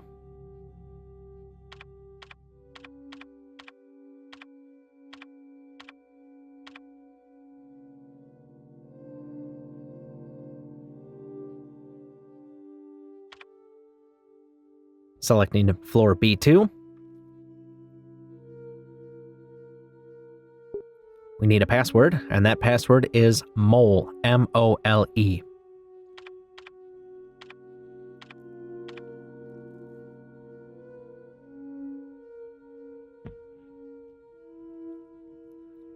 That unlocks the visual data room, which has an ammo disc.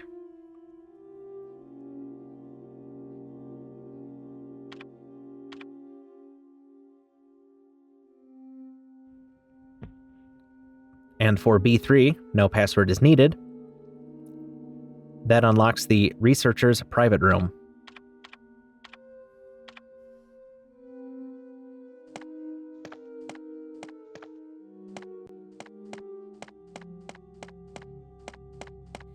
Before we leave, need to grab ammo disc number 2.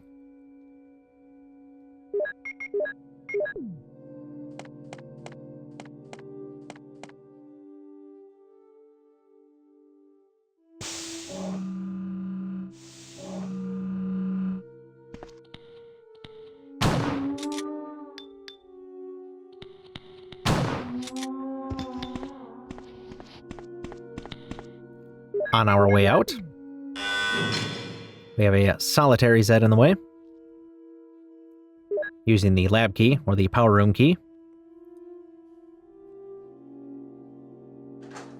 Unlocks the door to the elevator entry.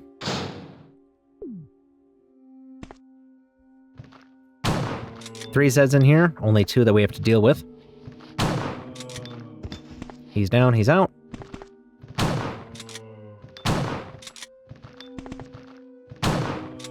That one was in an awkward position.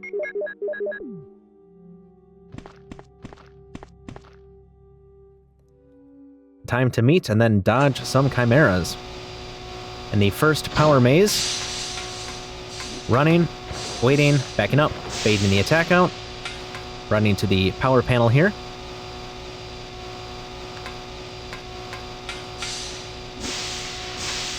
Same dodge. We just wait until we see the attack prime up.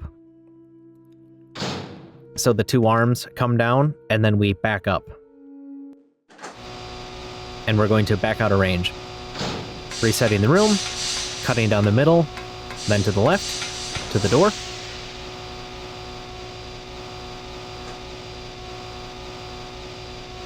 In the second power maze here, second section, using an ammo disc on the terminal to get one of the 3 passcodes that we need to free Jill from the cell. No enemies in here, so we can go to the power room, or elevator generator room. As soon as we're in, rotating to the left, hugging that wall, pressing the switch for the power connection, then continuing to navigate clockwise around the room. Got a battery in the back here.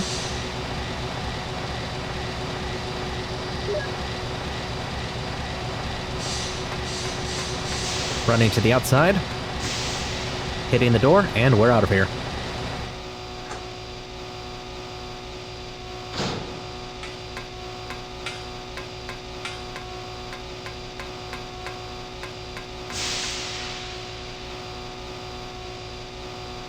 Back in the first section of the power maze. Hugging the wall in the corner to Chris's left.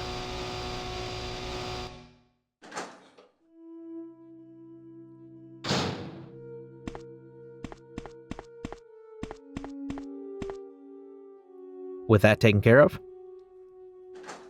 going into the operating room, where we get to push not only boxes, but also metal steps.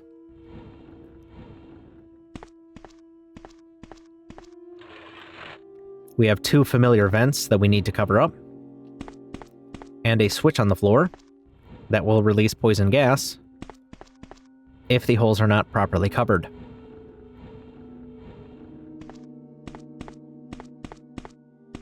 Unlike the red button in the statue room, or the armor room, back in the mansion, the switch will activate as soon as pressure is applied to it, either by pressing the steps on it, which we need to do, or by Chris standing on it.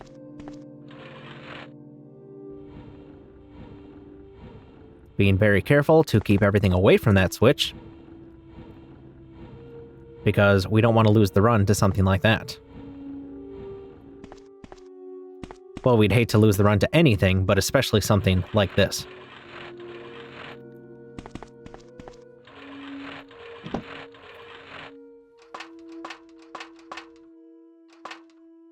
Up the steps, through the air shaft, into the morgue.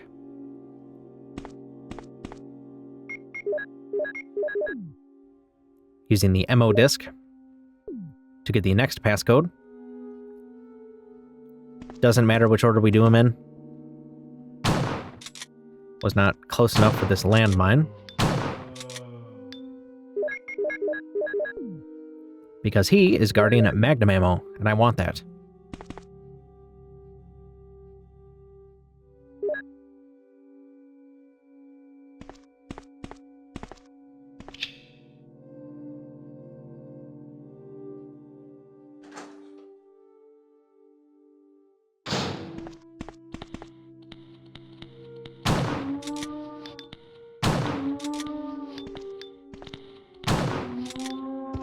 A little bit of an awkward time with the auto-aim. And the reason I ran here is because I forgot if I unlocked the B3 room. Normally, I'm good at remembering these things. But this moment was not one of those times. This moment I could not remember. And I was so close to the end of the run. And I didn't want to do this after the Tyrant fight because I didn't want to deal with chimeras in this room. So I decided, you know what, I'm just going to go there right now. I'm going to triple check, make sure that I did indeed unlock it, because I still need to go to that room.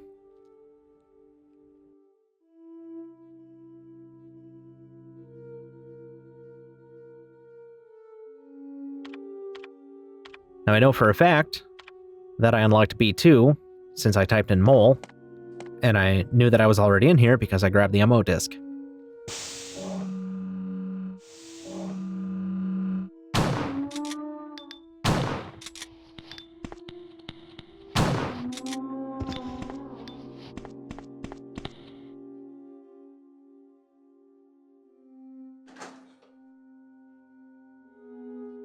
Lost a little time there, but that's okay.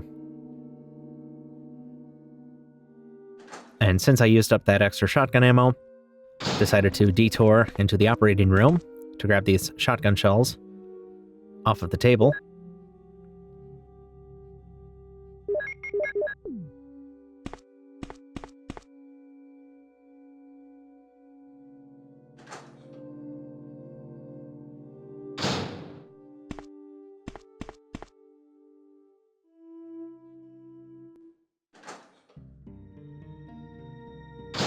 Into the lab save room.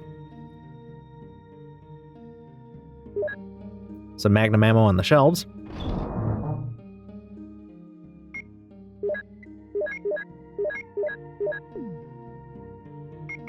We got the shotgun, the shells, the Colt Python with the magnum ammo, and the battery. We still have one more ammo disc to get, but we will get that after this. Chris!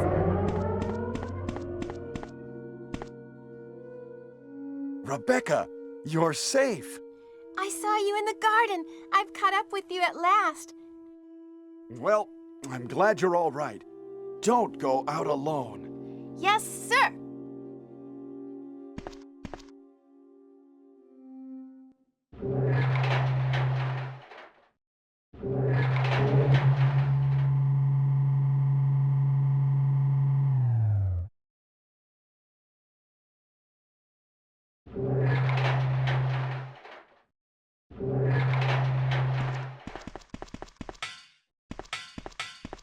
Chris, as my subordinate, you have wonderful talent. I would never work for a company like Umbrella. And Wesker, you were formerly with Umbrella. What do you mean? Since when have you been an Umbrella agent? And a traitor to the stars? Now you're wrong. I was formerly with Umbrella, yes. But now I'm prepared to face anything. Even getting rid of you vigilante stars. Now, the worst possible situation has occurred. The failure of the experiment created a virus, a biological weapon, polluting the entire lab. No, the worst happened with the Tyrant virus. I lost some of my STARS team members because of it. You killed them with your own hands. Did you kill Enrico? Really? Yeah, like this. Rebecca! Don't move! If you do, I'll kill you. Chris, I have something to show you. Now, walk.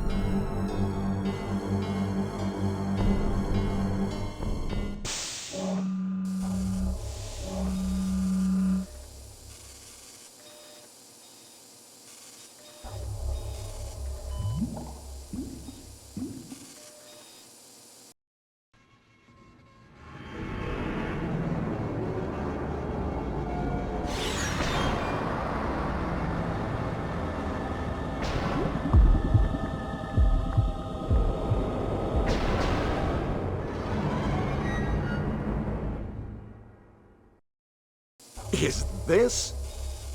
That's right. This is the ultimate life form. Tyrant! Chris? Stop it. Wesker, you're pitiful. This is your savior? You say this failure is your savior? You can make sure yourself whether Tyrant is a failure or not.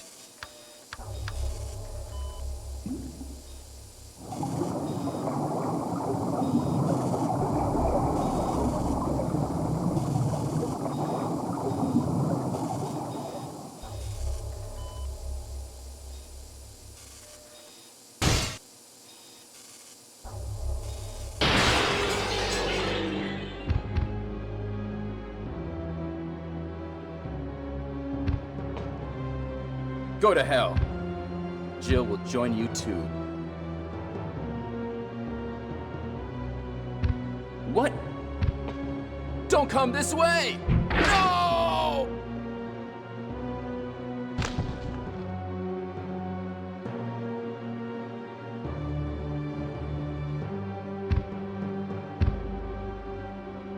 You can't kill me! Well, he can, but not today. Equipping the Colt Python. Running to the corner. Getting some shots off. And then just repeating.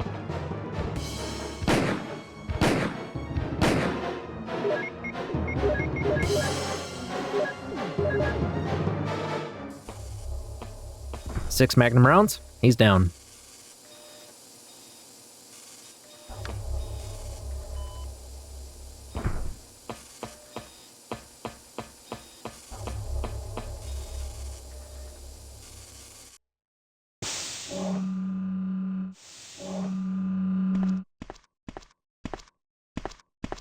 Wow! Ha! It seems like this bulletproof jacket is pretty strong. I see. How about Captain Wesker? He is sleeping with the ultimate failure. Hurry up. I want to get out of here.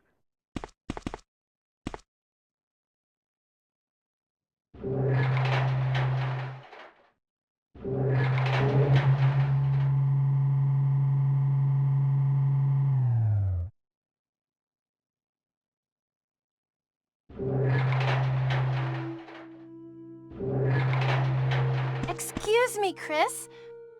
What, Rebecca? I saw a research file in this lab. It said that a great deal of research on the Tyrant virus exists right here. We should blow this place up. We are already into it over our heads. Rebecca, can you do it? Yes, sir. I'll set off a triggering system for a bomb. Okay. Now we have a chance to escape. See you outside the house.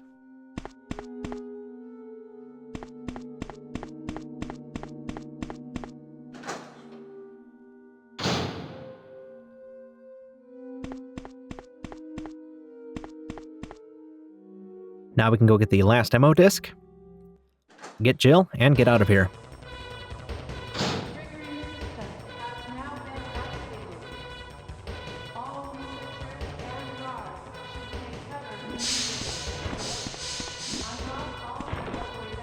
Hugging the wall in the corner to Chris's left to get by that Chimera, then up the stairs.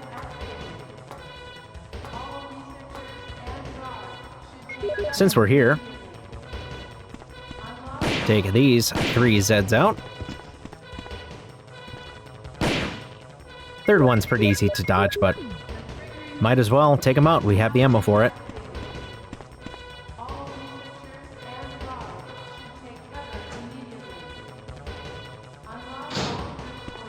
In the visual data room, opening this panel, pushing the switch, moves this pillar out of the way. Secret compartment for ammo disc number 3.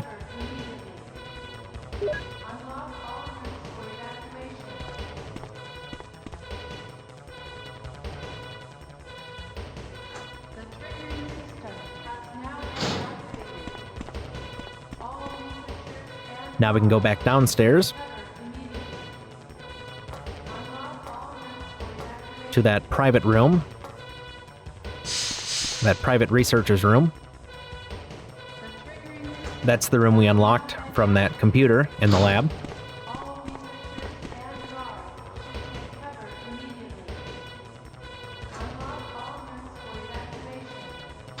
And we have 5 zombies in here. Body shots, clearing them out.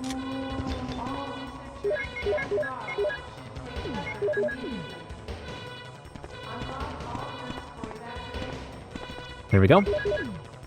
Third ammo disc terminal. We have all 3 passcodes.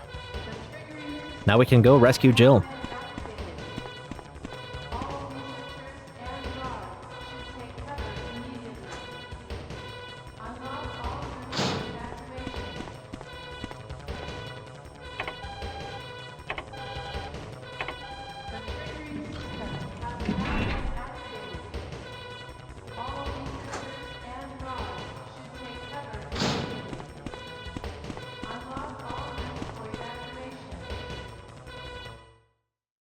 into the cell, and we're reunited with Jill. Jill! Are you there?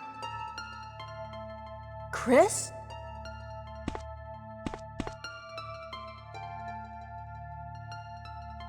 Jill, you're all right.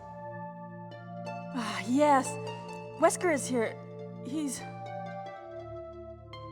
Oh, I know. Anyway, let's get out of here. Oh, I know. He got impaled by this 8.5-foot humanoid monstrosity. It was pretty cool.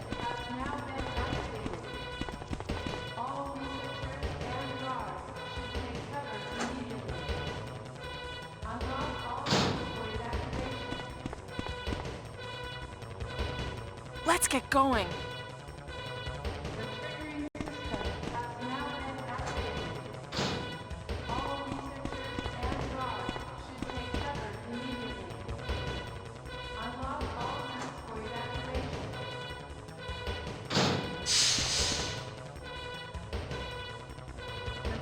Back up the stairs.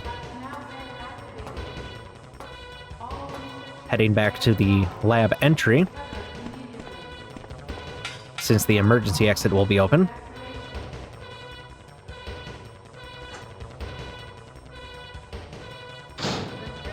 Let's get going. And Jill has a handgun, even though she dropped hers at the beginning. But this one is not the Inox, it is the classic Beretta 92FS. Where she got it from? No idea.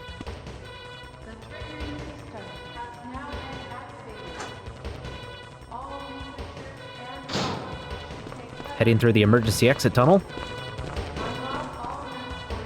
This is Brad. I have a fuel shortage. Okay, this is the last try. If somebody's alive, please send a sign.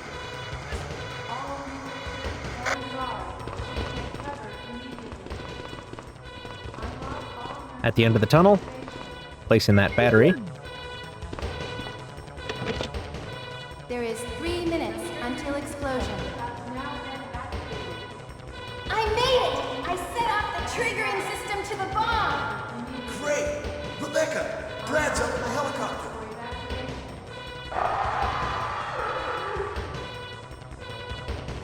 Look at those monsters! Let me take care of them. But, Chris, get in contact with Brad right away. okay.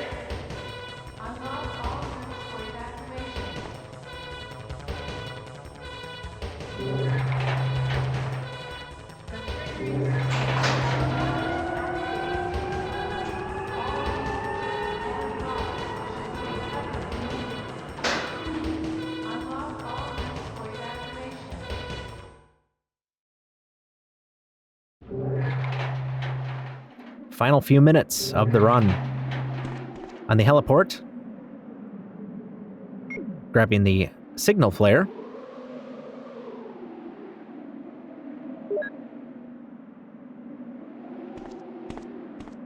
Then running to the middle, where this H in the circle is, using that flare to signal Brad. I like to be in this position so I'm not too far away from the Tyrant.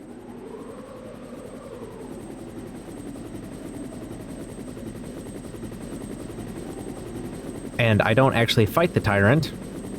I just run down the clock by using a kiting strategy.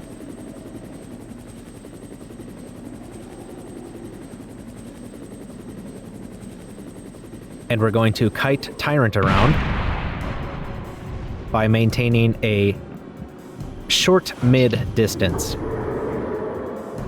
while he takes 9 steps.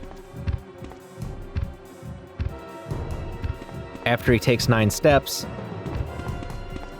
he's going to prime up for a charge attack. And when he makes that motion with his claw, I run to his right shoulder. If I have the position right, he will run circles around Chris. And that'll waste a little more time than if he just ran around once. Like that. If I'm too far away, like that, he'll charge at me. That messed up my count. If I'm too close, he will also swipe. And sometimes it can be really awkward with these camera angles.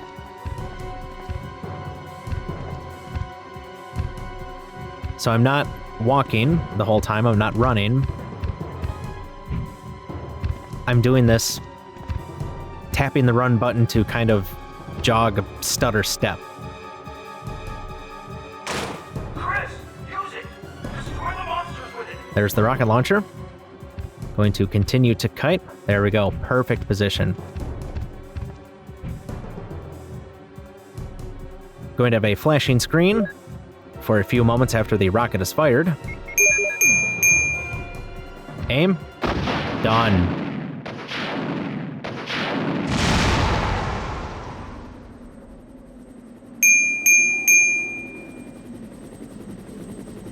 Tyrant is done for.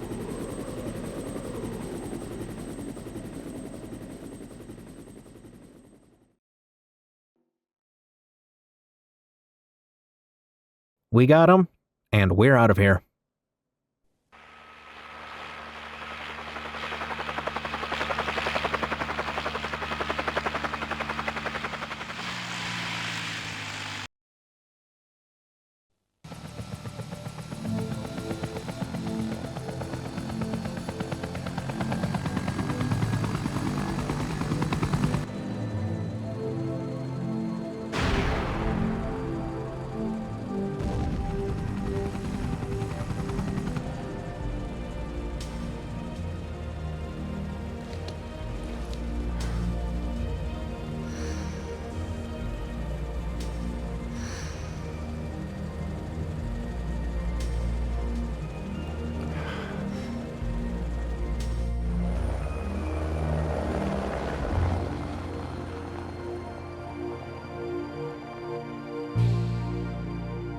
Roll credits.